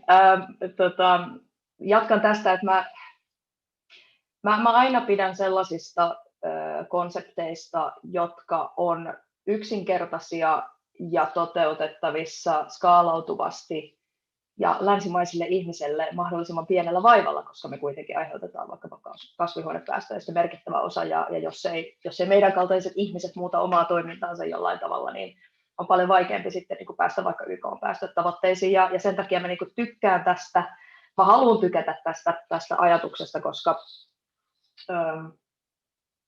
suhteellisen niin kuin helppo diili tehdä jotain konkreettista ilmaston eteen, saada siitä opintopisteitä, ja sitten sillä voi tehdä myös sitä hyvesignalointia, mutta se tavallaan asia on myös toteutunut toivottavasti siinä vaiheessa. Eli sitä voi kyllä niin kuin kerätä irtopisteet kotiin mun puolesta, jos on oikeasti tehnytkin jotain. Mutta sama haaste mun mielestä tässä, mikä Aku nosti esille, eli kuka sen lystin maksaa ja millä tavalla se niin kuin rahoitetaan sitten. Ja en sano, etteikö se olisi ratkaistavissa. Voi olla ratkaistavissa ja siihen mä niin kuin keskittyisin, koska tämähän on niin kuin innostava ajatus. Mä luulen, että tähän olisi helppo saada kohderyhmä, niin kuin vaikka opiskelijat, ja sitten kun opiskelijat tekee tätä, niin sitten muutkin voi tehdä tätä, ettei vaan opiskelijat. Että tässä on niin kuin paljon sellaisia niin kuin hyviä juttuja, jotka niin kuin pitää vaan miettiä, että miten ne saadaan käytännön tasolla toteutumaan. Hyvä duuni, kiitos. Great, thank you. Pia, then Peter. Joo, mun mielestä niin kuin erittäin hyvä pitchi taas kerran ja tällainen vähän erottuva tyyli ja hyvä tiiminimi ja kaikkea tällaista, että on hyvä henki, että tosi hyvä. Ja tykkäsin myös tästä, että tällainen niin kuin pisteet ja teot ja sitten vähän tällaista suunnan näyttämistä ja johtajuutta, että mun mielestä voisi vielä mennä siihen, että hei, tässä on tarkoitus laittaa miljardi tähän, niin miksei sitten miljardilla noita opintopisteitä ja istutetaan muutama puu. Nythän on niin kuin sellainen tilanne, että sitä rahaa on ja sitä tulee koko ajan lisää ja näin, että vähän niin kuin siihen, että jos oikeasti halutaan tehdä jotain impaktia, että voidaanhan siinä niin kuin lähteä tekemään. Kyllä aina niin kuin ne rahat löytyy, jos löydetään niin kuin järkevä malli ja voidaan todistaa, että sillä on jotain vaikutusta. Ja mun mielestä niin just tällainen learning by doing, niin sehän osuu tällaiseen niin kuin AMK-tekemiseen niin kuin mun mielestä niin kuin tosi hyvin joka tapauksessa, ja silloin niin kuin päästä siihen, että ohjataan sitä vähän niin kuin enemmän vaikka puitten istuttamiseen, sitähän on helppo mitata, mutta toisaalta sitten, että kaikkihan nykyään haluaa istuttaa puita, että se on niin kuin sellainen, että ei kannata tehdä ihan samaa, mitä kaikki muut. Mutta joo, siis ei tuossa niin kuin aina yleensä löytyy ratkaisu, jos meillä on hyvä malli ja me voidaan todistaa, että sillä on vaikutusta ja sitten, että siinä oppiikin jotain, niin sehän on niin kuin ihan loistavaa. Mun mielestä tuota kannattaa kehittää eteenpäin ja sitten katsotaan, miten käy. Great, thank you judges and thank you team 22. Next up, the last team of this section before the break. It is team 21. This video is again in English, and the theme is RPG educational game as a way to explore online learning where students can gain problem-solving skills for professional life. Hello, and welcome to our pitch. We're Team 21, and as the participants of Hackathon for University of Applied Sciences, we would like to present you our idea. We have a question for you. Would you rather study or play video games? Easy! Both! Exactly, with Study Boost, you can do both. Online learning does not provide students with problem-solving skills and realistic cases, even though these are the essential part when studying at the Universities of Applied Sciences. Our solution is to create an elective cooperative educational role-playing game as a part of online learning for students. RPG is a simulation game where players assume the role of character in a fictional setting. The game's journey starts on Moodle platform with Let's Play button. Every faculty has its own server where the student logs in with ID and a password. When the game is accessed, the player can create its own avatar and start the game. There are different mini-games depending on the field of studies, and these mini-games contain multiple choice questions and practical problem solving. For example, a student can take the role of the restaurant manager and set the table for the event. Depending on the choices, there will be different consequences. Mini-games are played alone, but the world itself is open, so the students can chat and interact with each other. We have conducted a survey, and 90% of students would like to see Study Boost as a part of their program. Our main stakeholders who can benefit from our idea are University of Applied Sciences, teachers, students, game developers, and sponsors. For University of Applied Sciences, benefits include providing gamified learning and problem-solving skills in digital environment. For students, it's a boost in motivation and certificate after completion of the game, which can add value when applying to the job. According to our research, 85% of students would like to receive this certificate. For teachers, new step in teachers' careers and unique chance to participate in University of Applied Sciences future development by including realistic case studies in online setting. For game developers and sponsors, it's a possibility of taking part in a huge educational project, be advertised and gain more exposure. We came up with the Study Boost concept because we think that the online learning will be always part of our lives, and 76% of students agree with us according to our research. To develop Study Boost, we need unconditional support of our audience, teachers, game developers, and sponsors. We have contacted potential game developers and they're willing to contribute in our project. At the same time, teachers and game developers will need to work closely to create the best online educational gamified experience. It's also possible to get additional funding from the Finnish government, which supports innovations and startups. We are Team 21. Join us in this mission of contributing to the future of online learning for the Universities of Applied Sciences. Thank you for your attention. Team 21. The next comments will be given by Mikko, Aku, and Henna. Mikko, you begin. Okay, thank you, Team 21. I think this idea is very innovative and definitely interesting, and also, may I say, quite bold. A reference to the RPG game is good, but I didn't really see if the Study Boost would fill all the criteria for the RPG game.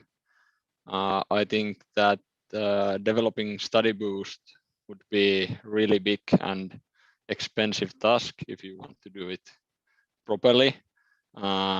It's not a small coding task. It's good that the team has thought about funding and possibilities to get aid, for example, from government and so on, but it still needs to be thought a little bit further. From a student's perspective, I see many advantages and reasons to make this idea into reality. It would be a really interesting way to study. But what are the real gains for the UASs? Why should they be interested in this if it costs a lot of money? After watching your presentation, it is still unclear to me how the Study Boost would be developed and what is the business model behind it. How would it function? Unfortunately, I think that the gaming companies wouldn't help without like giving quite much money to them. So I would have liked to see more concrete roadmap to the future. How would this become a reality? This good idea. But big credits to the team for the innovative idea, and if I'm correct, nothing quite similar has ever been done. So good for you. Thank you for the presentation. Thank you, Mikko. Aku, your turn. Thanks, Ida, and thanks, team. Personally, I really like the idea. Among other things, I'm a board member in the Finnish Esports Federation, and gaming is very much to my heart and liking. The whole idea of gamification of education as a whole would be €1 billion idea, and if you push this forward, I will be happy to invest in the company eventually. But no one has been able to do it so far, not even Duolingo, which is excelling obviously in language studies. So the level of ambition here is really great and appreciated. To me, I think the big question is also the RPG element. The mini games that you described reminds me of something like Nintendo Wii, and the small games that they have. And the big question obviously is what makes me come back to them? I mean, when Nintendo Wii came, it was like, wow, this is good fun. I played with my friends, and now it's somewhere in the cabinet getting dusty. So what is the thing that brings me back when the kind of the initial wow factor wears off? And does it need a plot or something that kind of combines all of those games together to make it a real RPG experience? The risk is really that the mini games will be regarded as separate little fragmented parts of something that does not create a wholesome experience. The business model and scaling as well as production costs are a question at this stage. Obviously, we'll be interested to hear what are your kind of ideas regarding those, but as an idea, as something that you want to take further, I'm very much in support of this idea. So good job on the innovation factor. Thanks. Great, thank you, Aku. And then Henna. Yeah, I also like the sort of fresh take on the matter with this solution, and I think it stood out from the other solutions in this perspective quite a lot. And I like that you wanted to focus on problem solving, since it's a skill that it's really needed in the working life and basically in all aspects of life. Yet it's hard to teach problem solving in a straightforward way. But then again, in problem solving, there is no easy way out. And I think your solution with role-playing games, at least the main goal or the aim is step again in the right direction. But then also when I looked at the mini games or the example that you provided, it was about setting up a table. So it was like, okay, we're quite not yet there, although I like how elegantly, I think it was simple yet elegant, the whole pitch, how you managed to come up with your story. And I think maybe coming back to Aku's point about the storytelling element, that should there be a plot, how actually if you start a bigger game instead of just those mini games in series, how would that evolve? So how could you also think about the storytelling element of your idea? And I think it's still very much at the early stages, but I'd like to compliment you on your bold take on the matter, and yeah, I liked your pitch. So thank you very much and keep up the good work. Thank you, judges, and thank you, Team 21. Now we will be having a short break, again, 10 minutes. We'll be back 5 before, or 17:55. Remember that you still have a bit less than an hour to vote for your favorite team. So go to Tulevaisuuden AMK.fi if you're not already there watching the stream and vote for your favorite. The voting will close at 6:40 p.m. Oh yeah, we'll be back at 17:55.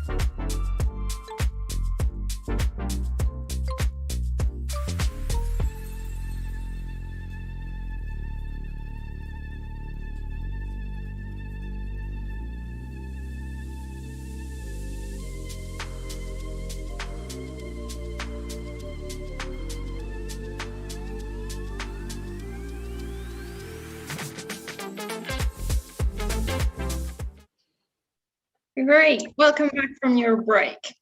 In this next section, we'll go through again 4 teams, which are 14, 20, 11, and 15. And after each pitch, we'll hear the comments by the judges. So the first team is 14, and this one is in Finnish. United, augmented reality implementations and solutions for universities, creating an experience of distance learning together. Hei vaan kaikille, täällä on Antti Kuusisto. Ja mä oon Jaakko Viljanen, ja odottakaa, mä lähden näyttöön jakoon. Joo, eli tosiaan me ollaan tiimi 14 ja tiimistämme Antilta löytyy sovelluskehitystaitoa ja asiantuntemusta pelillistämisestä ja laajennetun todellisuuden sovelluksista. Ja minulta sitten taas tätä businesspuolen ja mediatuotantojen osaamista. Me lähdettiin ratkaisemaan etäopiskelun suurinta ongelmaa, joka on siis läsnäolon tunteen puuttuminen. Tällainen perinteinen etäopiskelu niin, että opettaja puhuu yksin ilman videokuvaa ja esittelee diojoon ilman vuorovaikutusta opiskelijoiden kanssa on monen opiskelijan arkipäivää nyt ja tulee varmasti olemaan sitä tulevaisuudessa. Näinhän sen ei tarvitsisi olla. Uudet laajennetun todellisuuden teknologiat mahdollistavat paljon todentuntuisemman etäopiskelukokemuksen. Mitä tämä sitten käytännössä voisi tarkoittaa? Ihan ensimmäiseksi, maailman ei tarvitse olla kaksiulotteinen. Eli kun otat askeleen taaksepäin, huomaat, että tästä paljastuu kolmiulotteinen maailma. Tuo alun esitys nyt vain sattui olemaan tässä esittelyruudulla. Toiseksi, me ollaan täällä hieman erilaisissa muodossa tällaisilla avataareilla. Ympäristönä ei tietenkään tarvitse olla näin pelkistetty. Tämä vain kuvaa sitä, mistä todellisuuden kehittäminen alkaa. Tyhjästä. Siirrytäänpäs hieman mukavampaan tilaan. Pieni hetki. Laajennetun todellisuuden tilahan voidaan tehdä lähes mielikuvituksen rajoissa, tai tällaisena digitaalisena kaksosena ihan oikeasta fyysisestä rakennuksesta, kuten Sean lasipalatsi. Ei täällä tietenkään ihan yksin tarvitse olla, on täällä muitakin opiskelijoita. Moi. Hei. Moi.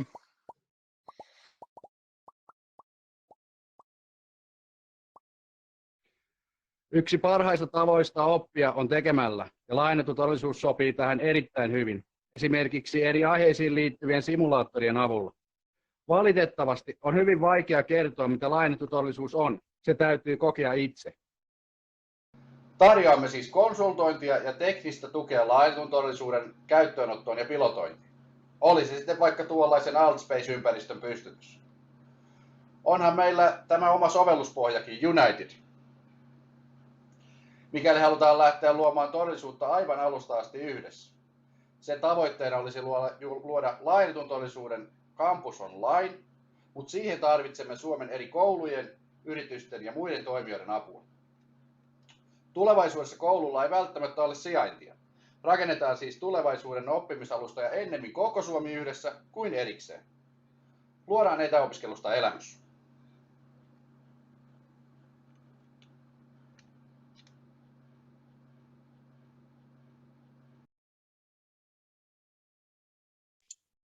Thank you, Team 14.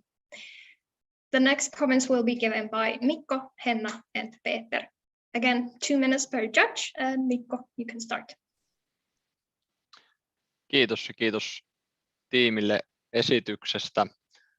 Ongelma, johon tässä nyt tartuttiin, niin on aito ongelma. Tämä etäopetuksen, tämä läsnäolon puute on varmasti sellainen tunne, joka monia vaivaa, etenkin nyt korona-aikana, ja yhdyn kyllä tiimin näkemykseen siitä, että etäopetus on tullut jäädäkseen ja ratkaisuja parempaan vuorovaikutukseen pitää etsiä ja pitää löytää. Minusta tämä demo oli oikein hyvä ja havainnollistava, yksi parhaista ehkä tässä. Ja kuitenkin niin mulle jäi vähän hämärän peittoon se kuva siitä laajemmasta skaalattavasta ratkaisusta, mitä tässä olisi itse toivonut. Ymmärtääkseni tässä ei tarjottu sinänsä valmista toteutusta virtuaalitodellisuudesta, vaan siihen liittyvää opastusta ja konsultointia, mikä on tietysti siitä näkökulmasta hienosti mietitty, että on ajateltu, mitä pystytään tuottamaan ja mitä pystyisi oikeasti niin kuin tarjoamaan, niin ei ole lähdetty hakemaan niin sanotusti kuuta taivaalta. näiden VR-ratkaisuiden parissa niin ihan varmasti riittää kilpailua. Tavallaan täysin uniikki tämmöinen ajatus ei sinänsä ole.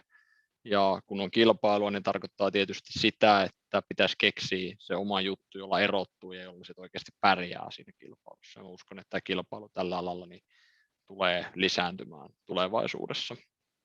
Sitten jos mietitään niin kuin vaikka ammattikorkeakoulun näkökulmasta tämmöisiä laajempia VR-ratkaisuja, niin ne ei välttämättä ole ihan sieltä halvimmasta päästä.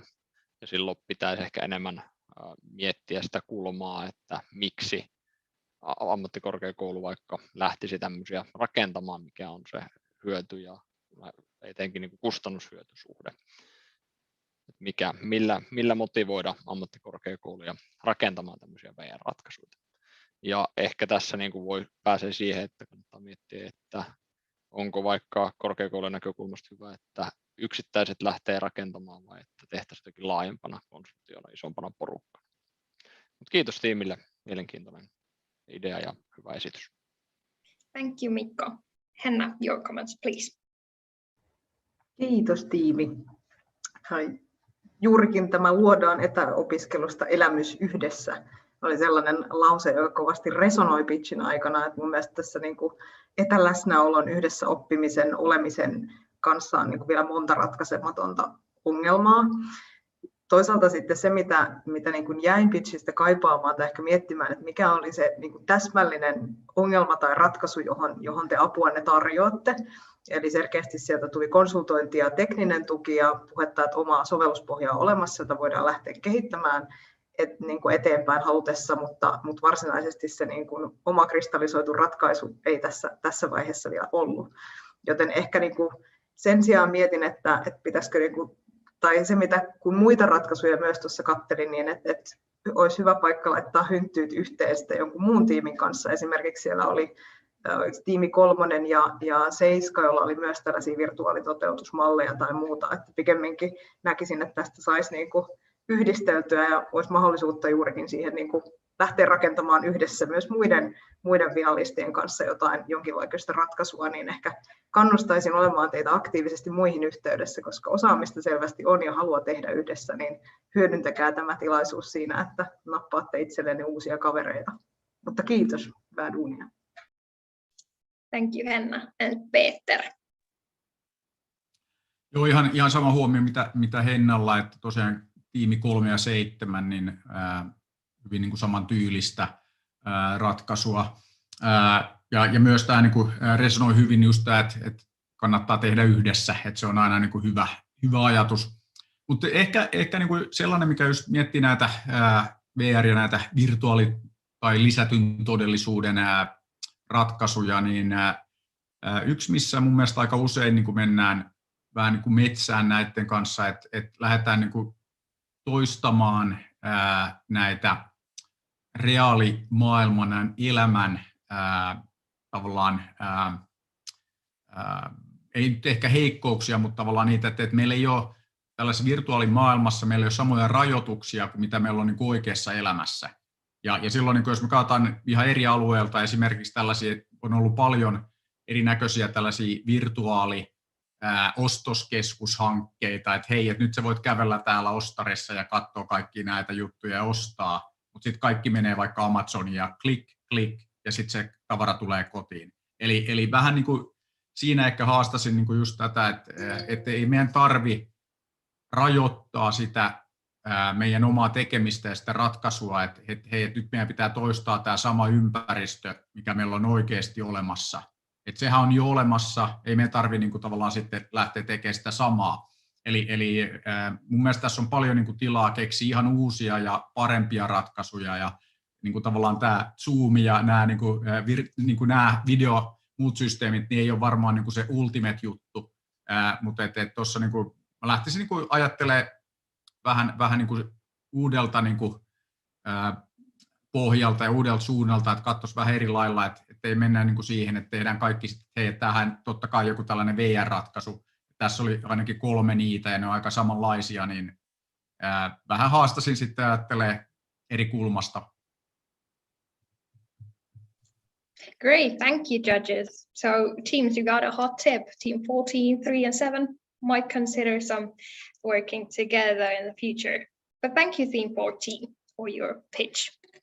Next up, we have Team 20, which is also in Finnish, and it is about EduVR, is a low threshold material bank platform, a solution that promotes accessibility and uninterrupted continuation of learning.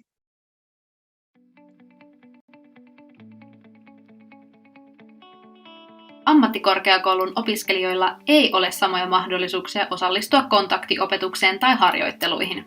Syitä voi olla useita. Nykyinen korona-aika on hankaloittanut monien opiskelijoiden mahdollisuutta saada opintonsa tai harjoittelunsa suoritettua. Liikuntarajoitteisuus ja yksilölliset oppimisen tarpeet voivat tuoda omia osallistumisen haasteita. Ratkaisuna on EduVR.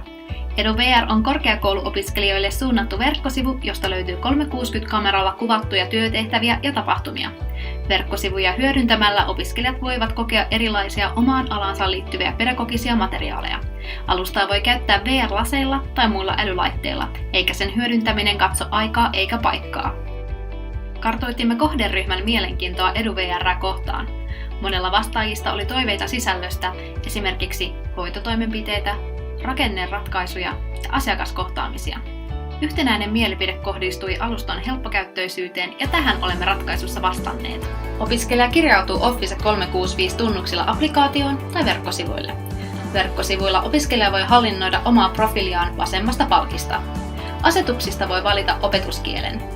Sivustolta hän voi hakea materiaalia opettajan antamilla koodeilla tai vain hakusanoja käyttäen. 360-videomateriaali toimii yksinkertaisesti niin, että opiskelija valitsee tahtomansa materiaalin sivulta. Hän painaa sen auki ja voi katsoa aineistoa laseilla tai hiirellä klikkaillen tahtomansa suuntaan. Applikaatiolla katsottaessa kuva liikkuu puhelinta kääntämällä. Tässä havainnollistavaa materiaalia.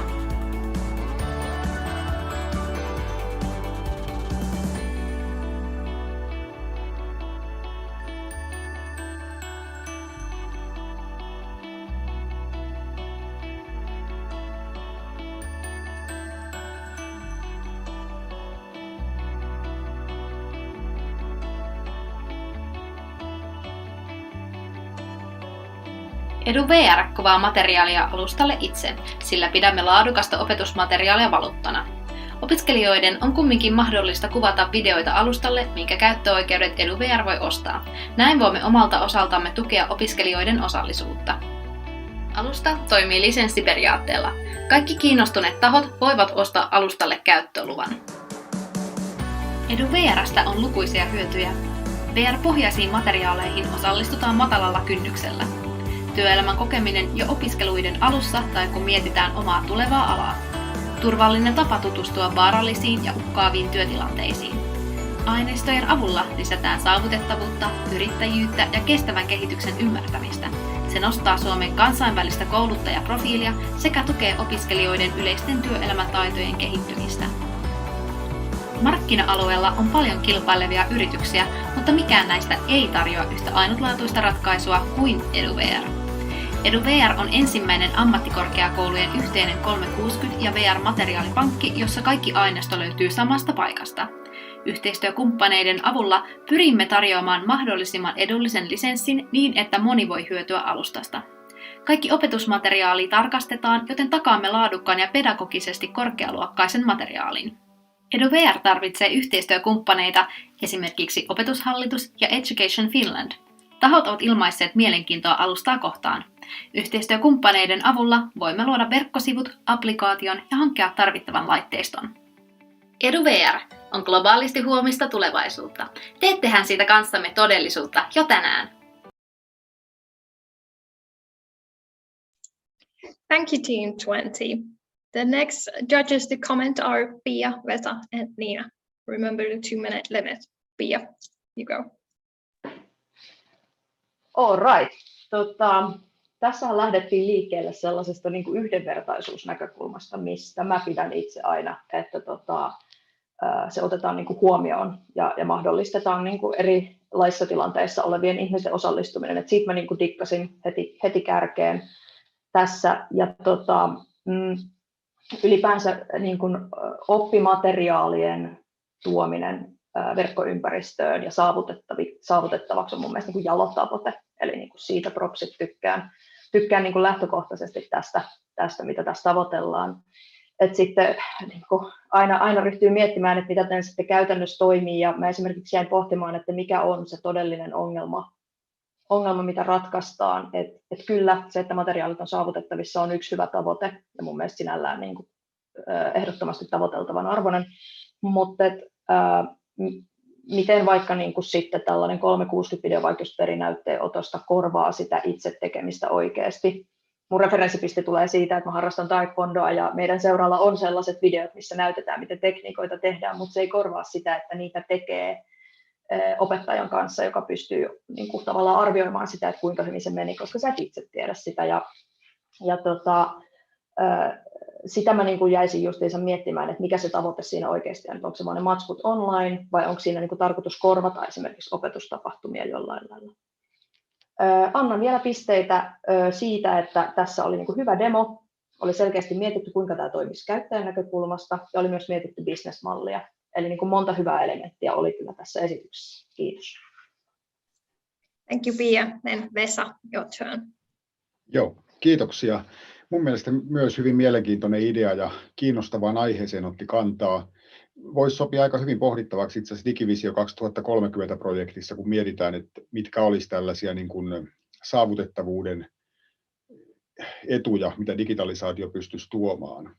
Tekninen ratkaisu, mitä tässä esitettiin, näytti aika yksinkertaiselta, että sikäli se olisi helppo tehdä, vastaisi siihen ongelmaan, mutta juuri toi, mitä äsken Pia otti esille, niin jäi aivan samaa pohtimaan.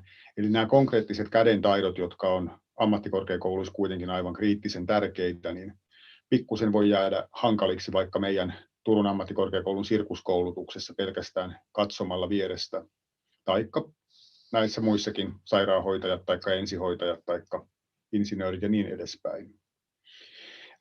Idea on toteutettavissa. Tästä voisi tämän tyyppistä niin kuin materiaalia olisi varmasti kiva käyttää opetuksessa ja opetuksen tukena, mutta sitten tässä tulee myös päivitystarve aika isoksi, eli tämän tyyppinen sisältö vanhenee hirveän nopeasti, että siinä ei tarvitse olla kuin pari vuotta mennyt, niin se näkee, että se ei ole enää ihan uutta, ja sitten rupeaa tulemaan palautteita, joka vaatisi aika paljon sisällöntuotantoa ammattimaisesti, joka tarkoittaa sitten kustannuksen nousemista. Et jotenkin mä rupesin saman tien miettimään, että tämän tyyppinen pitäisi pystyä tekemään laajemmille markkinoille ja ehkä Suomea suuremmalle markkina-alueelle, kun lähdetään tekemään, että olisi kulttuurillisesti kiinnostava myös sit isommalle asiakaskunnalle. Mietin myös, että kun on ollut näitä erilaisia oppimisplatformeja, niin tämä saattaisi olla hyvä laittaa yhteen jonkun sen tyyppisen kanssa niin kuin yhdeksi sisältöelementiksi, mitä niihin tuodaan. Tuoda samaan aikaan lisäarvoa molemmille toimijoille. Ja ehkä tuo raha on se mulle se isoin kysymys, että miten ne ensimmäiset paketit saadaan tehtyä sillä, että saadaan tässä jonkunnäköistä asiakasrahoitusta aikaan, niin sitä varmaan syytä pohtia. Right, thank you Vesa and Niina. Your comments, please. Joo, kiitos. Minun mielestä oli niin kuin hyvin kuvattu haaste ja tärkeä asia ja selkeästi ja konkreettisesti esitetty ratkaisu. Että tykkäsin jotenkin siitä tavasta, miten tämä oli esitetty. Ja pidin myös itse siitä, että tässä oli tartuttu siihen niin kuin eriarvoisuuden ongelmatiikkaan ja syrjäytymiseen, niin se resonoi niin kuin minulle. Idea siitä, että tällainen niin kuin oppimateriaali olisi helposti saatavilla yhdestä paikasta, niin on varmastikin hyvä. Tuo varmaan lisäarvoa opiskelijoille, mutta just niin, mitä tässä on tuotu esille, että varmaan on hyvä niin kuin tarkasti miettiä, että mikä se oppimateriaali on, sit mitä siellä VR-maailmassa kannattaa ja voi opiskella ja mikä sitten pitää niin kuin jollain muulla tavalla oppia, niin siihen ehkä vähän vielä fokusta. Hyvä oli minusta se, että oli pohdittu sitäkin, että miten se materiaali on niin kuin laadukasta siellä, kuka se voi laittaa ja plussaa myös siitä, että oli niin kuin kartoitettu kohderyhmien näkemyksiä tai kohderyhmän näkemyksiä niistä tarpeista ja mietitty se bisnesmalli ja hyvin konkreettinen niin kuin ratkaisu. Että kaiken kaikkiaan mun mielestä kiva tällainen niin kuin yhden luukun periaate tavallaan oppimateriaali ja helppo saavutettavuus ja hyvä selkeä esitys, että hyvää työtä tiimiltä. Kiitos. Great comments again. Thank you, judges, and thank you, Team 20. Now, time to move move forward. Team 11. This video is in English, and the Team 11 says, platform that shows in clear visuals completed courses and skills that UAS and supports alumni through alma mater provided coaching. Hello. We believe learning is a lifelong process, and as such, it requires continuous support and encouragement. That is why we created LifeFlow to support students, alumni, and UAS on their journey of creating and being the workforce of the future. Today, the labor market is becoming more and more polarized.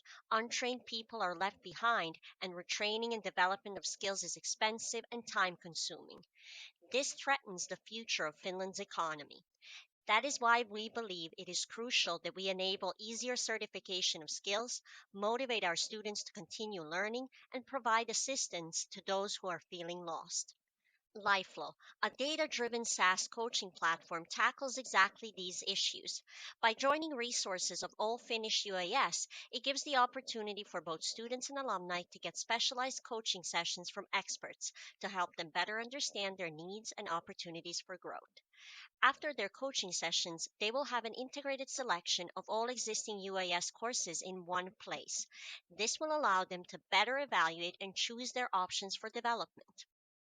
LifeFlow eliminates the need to run from one UAS website to another, cutting down the research time and decision-making by hours. You can enroll in all existing UAS courses directly, and your potential recruiters will also be able to view all the skills you have acquired in a clear and visualized way.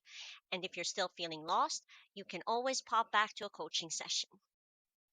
LifeFlow will enable a cooperation between the universities around Finland, thus bringing simpler and faster route to opportunities for the students and alumni to be able to educate and evolve, course by course.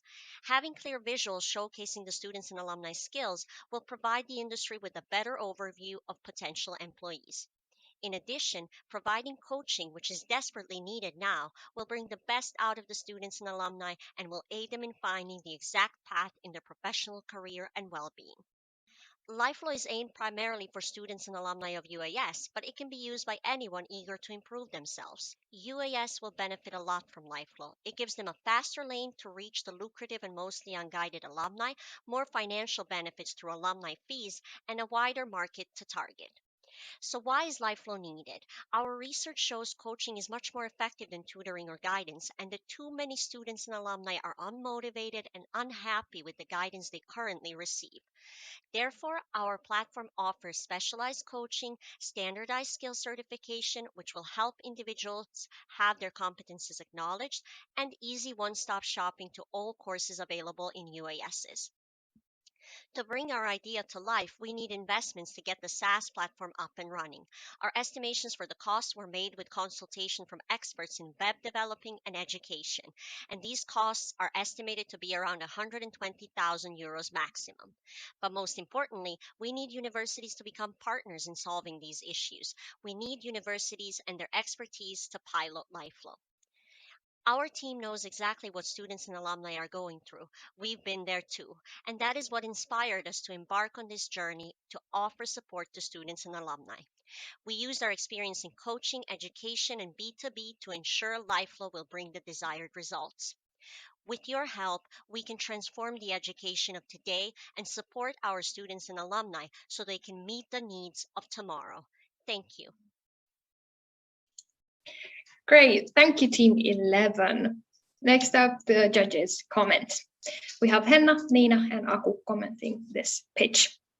2 minutes time each, and Henna, you can start.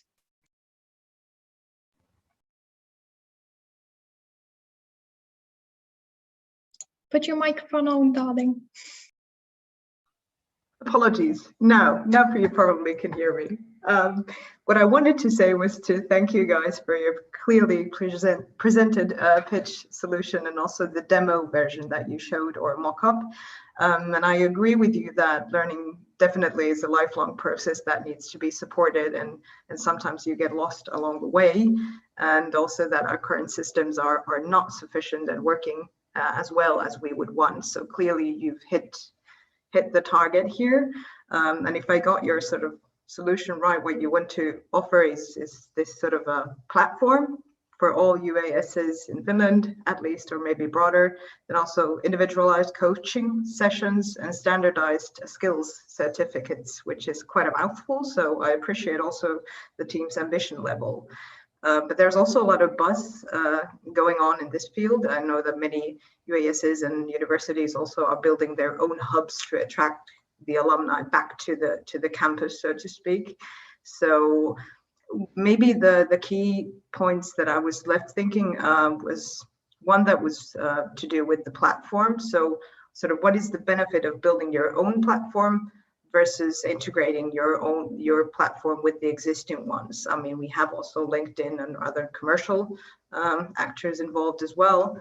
And data protection or privacy issues are also something that came to my mind. So what is the thing that you do better or in a unique way compared to other platform providers, and also to make the cooperation with the Finnish UASs attractive alternative? But then the second thing was also related to coaching. I was happy to see that you brought up the theme of motivation and how coaching, I mean, usually it's about a longer period than just one-off guidance or tutoring. But it's also, the downside is that it's time consuming and usually requires a lot of resources, so people, and then when you have a lot of people, that also costs money. And you also mentioned the money on your pitch, but then again, I was also thinking, like, could you maybe start something smaller or do a prototype maybe a bit further than invest like 120,000 euros at a start? But then final point that I had, because I liked your idea and I think there's clearly a demand for this kinds of solutions. So maybe think about the role of the coaching, how you actually want to do it or offer it, and what is the perspective of the alumni? Because I heard a lot from the students' perspective, but I was still left wondering what is the take for alumni to be part of your platform? Thank you. Thank you, Henna. Nina, your comments, please. Yes, thank you. I pretty much agree what Henna brought up. I think in general this was a good idea. I quite liked it. This kind of solution could promote lifelong learning in general. This was very well and clearly presented pitch, the problem and the solution.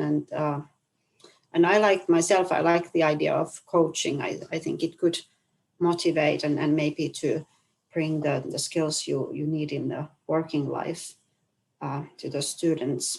And also this standardized certified skills certification, it was an interesting point of view as an employer, maybe to see what kind of skills students have. But I can see the problem that how it's actually done, and how do you get all the schools to work in the same when they have their different systems. So it might be a problem how to make this real. But I like the idea, and it was a good pitch and well presented. And thank you, team. Good job.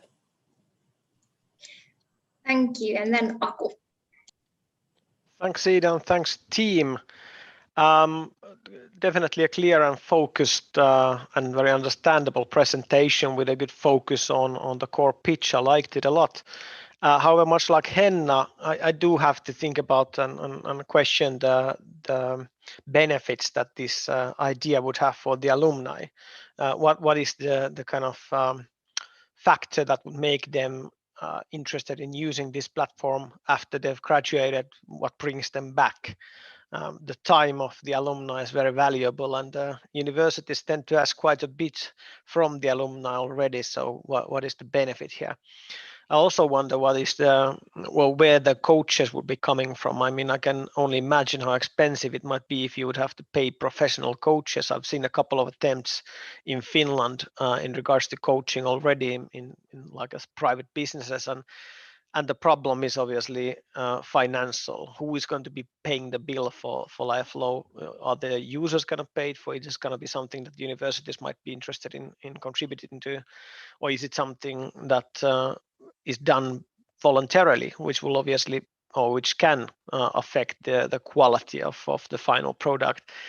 I think these are the main questions that I would think about when trying to kind of take this to the next stage. But definitely something that I believe the students and the whole, UAC community would benefit from.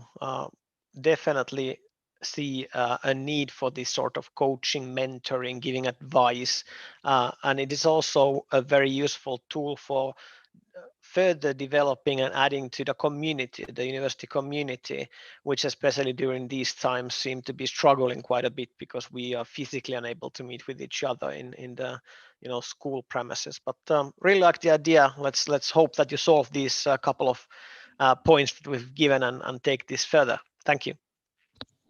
Thank you. Great feedback from the judges and a great pitch from the team. Thank you, Team 11. So it's time for the last pitch, Team 15, and this pitch is also in English. Team 15 says sustainability competition that combines the thrill of a game with the chance of making our campuses more sustainable.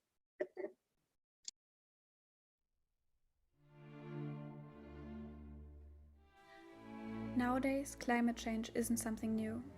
The currently visible wasteful consumption makes it difficult for future generations to live a normal life. This is an issue that most of us admit being real, yet it feels quite hard to really make an impact. But it doesn't have to be hard. In our sustainability competition, we combine the thrill of a game with the chance to have a positive impact on the environment around us.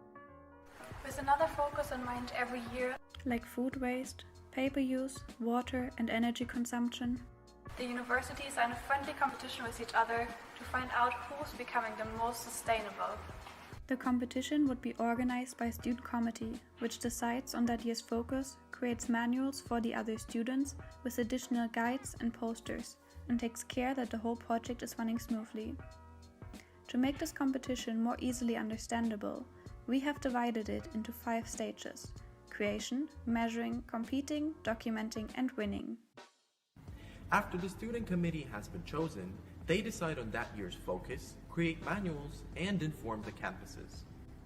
In a survey we conducted with Haaga-Helia students, 85% of them said that they would be interested in becoming part of the student committee if their tasks involved good networking experience, project management practice, credits, and a positive feeling about doing something good.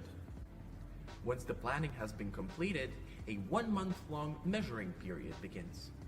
During that time, the universities measure their current waste consumption to later analyze how big the change has been. After the Christmas break comes the actual time of competing.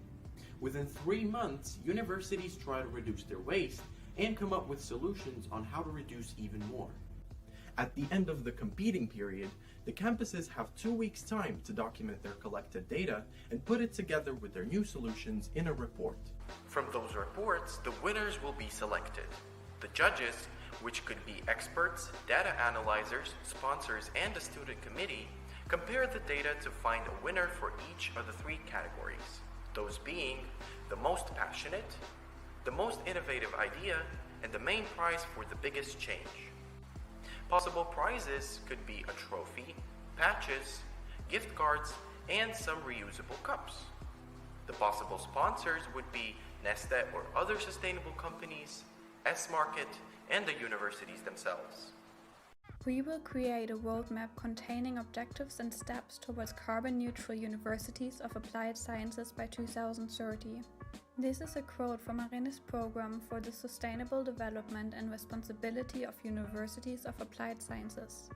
Also on the university's websites, those goals can be found, which shows that a need for such an event exists. Besides telling us about already existing measuring methods for carbon dioxide, Arene also explained that they would be interested in hosting this event in association with SAMOK and the student unions. Now a little more about the team. Robert Svedins came to study here from Latvia, and with his creativity, he has already gained experience in graphic design. And my name is Lotte Leibner. I'm originally from Germany, which you can see in my hardworking and focused attitude. As you can imagine, we are passionate about sustainability, and we hope that this competition connects the different universities. So be a hero and waste to zero.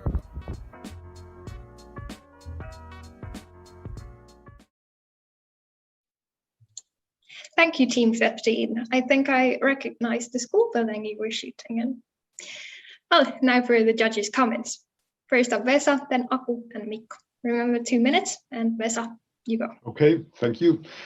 Thank you, team. The presentation was absolutely excellent. I think it provided the case clearly and made its solid points easily to all the listeners. I think the need is clear, it's relevant need, and that would also, on the side, solve some problems related to the sustainable development of the universities of applied sciences that we haven't seen actually yet. We have a couple of teams that are working on this topic, but I think they have not been thinking from this aspect. So this might be something worthwhile to study forward rather quickly with the universities. I especially enjoyed the way the solution was very simple. So we could actually put this into action in a small scale this year if we wanted to. It wouldn't require any major development. And while the competition itself is not, of course, very innovative, but the topic makes it an interesting combination for the current situation.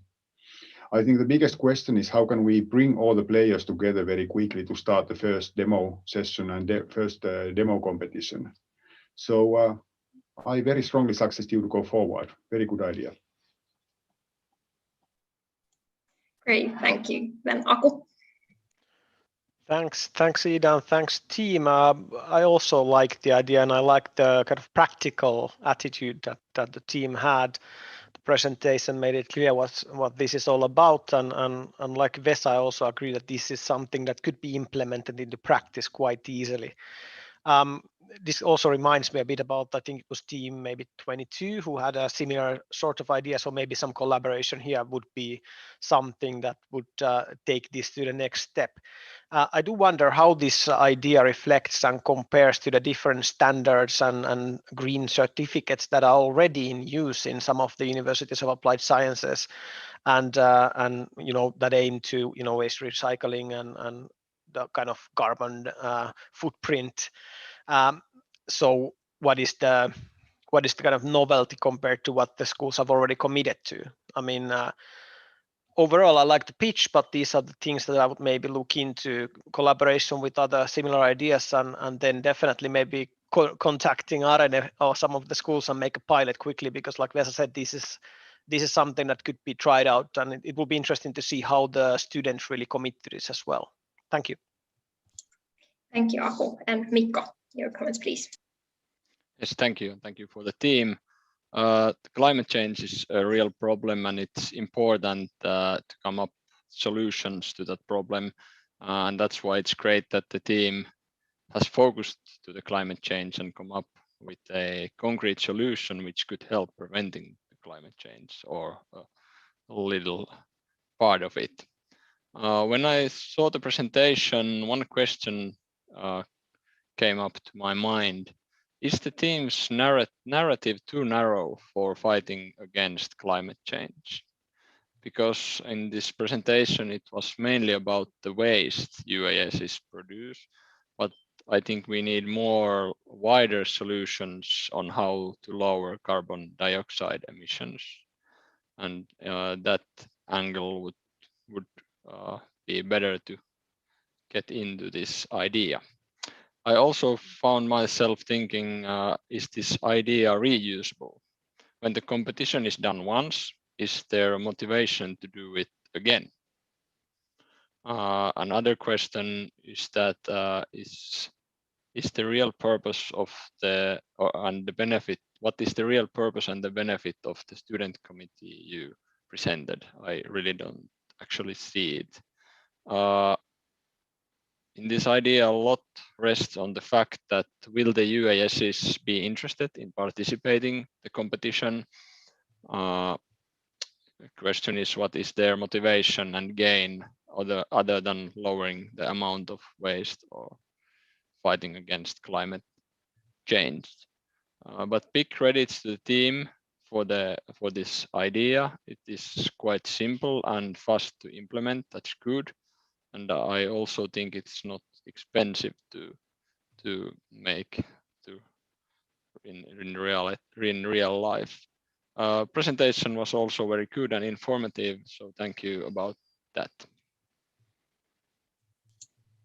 Great, thank you for the comments and thank you for the team. Now we have seen all the pitches, and up next we have a short break. But before the break, I'd like to remind you that you still have 5 minutes to cast in your audience ratings, which are super important because you, the audience, choose the second and the third place.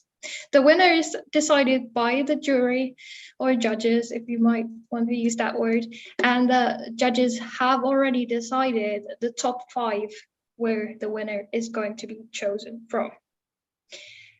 How did they make this decision so quickly? Well, we have used the individual evaluation form from where we picked the top 5. And the top 5 teams in a completely random order are team number 3, number 13, number 18, 20, and 22. So these are the five teams where the judges will choose the winner from, but the second and the third place is decided by the audience. So go vote, you still have a couple of minutes left to do that. We'll be back in 4 minutes, so 18:40, we will continue with the winners.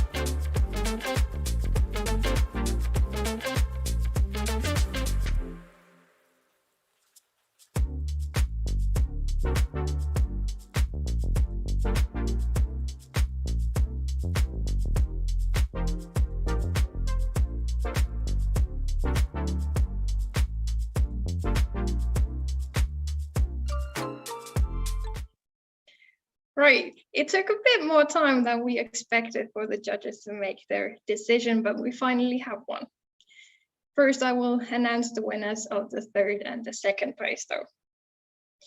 So based on the audience's votes, the third place goes to this team number 22. Congratulations. And based on the audience votes, the second place goes to team number 25. So those were the audience votes.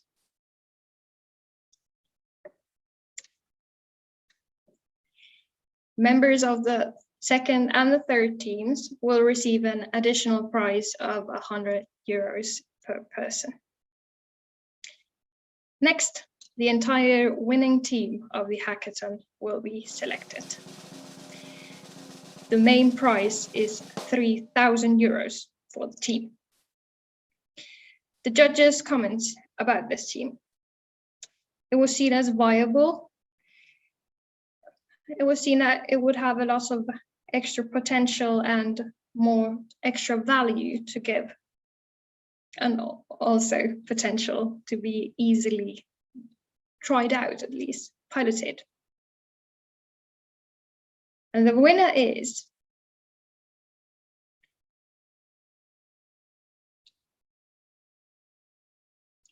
team number 20.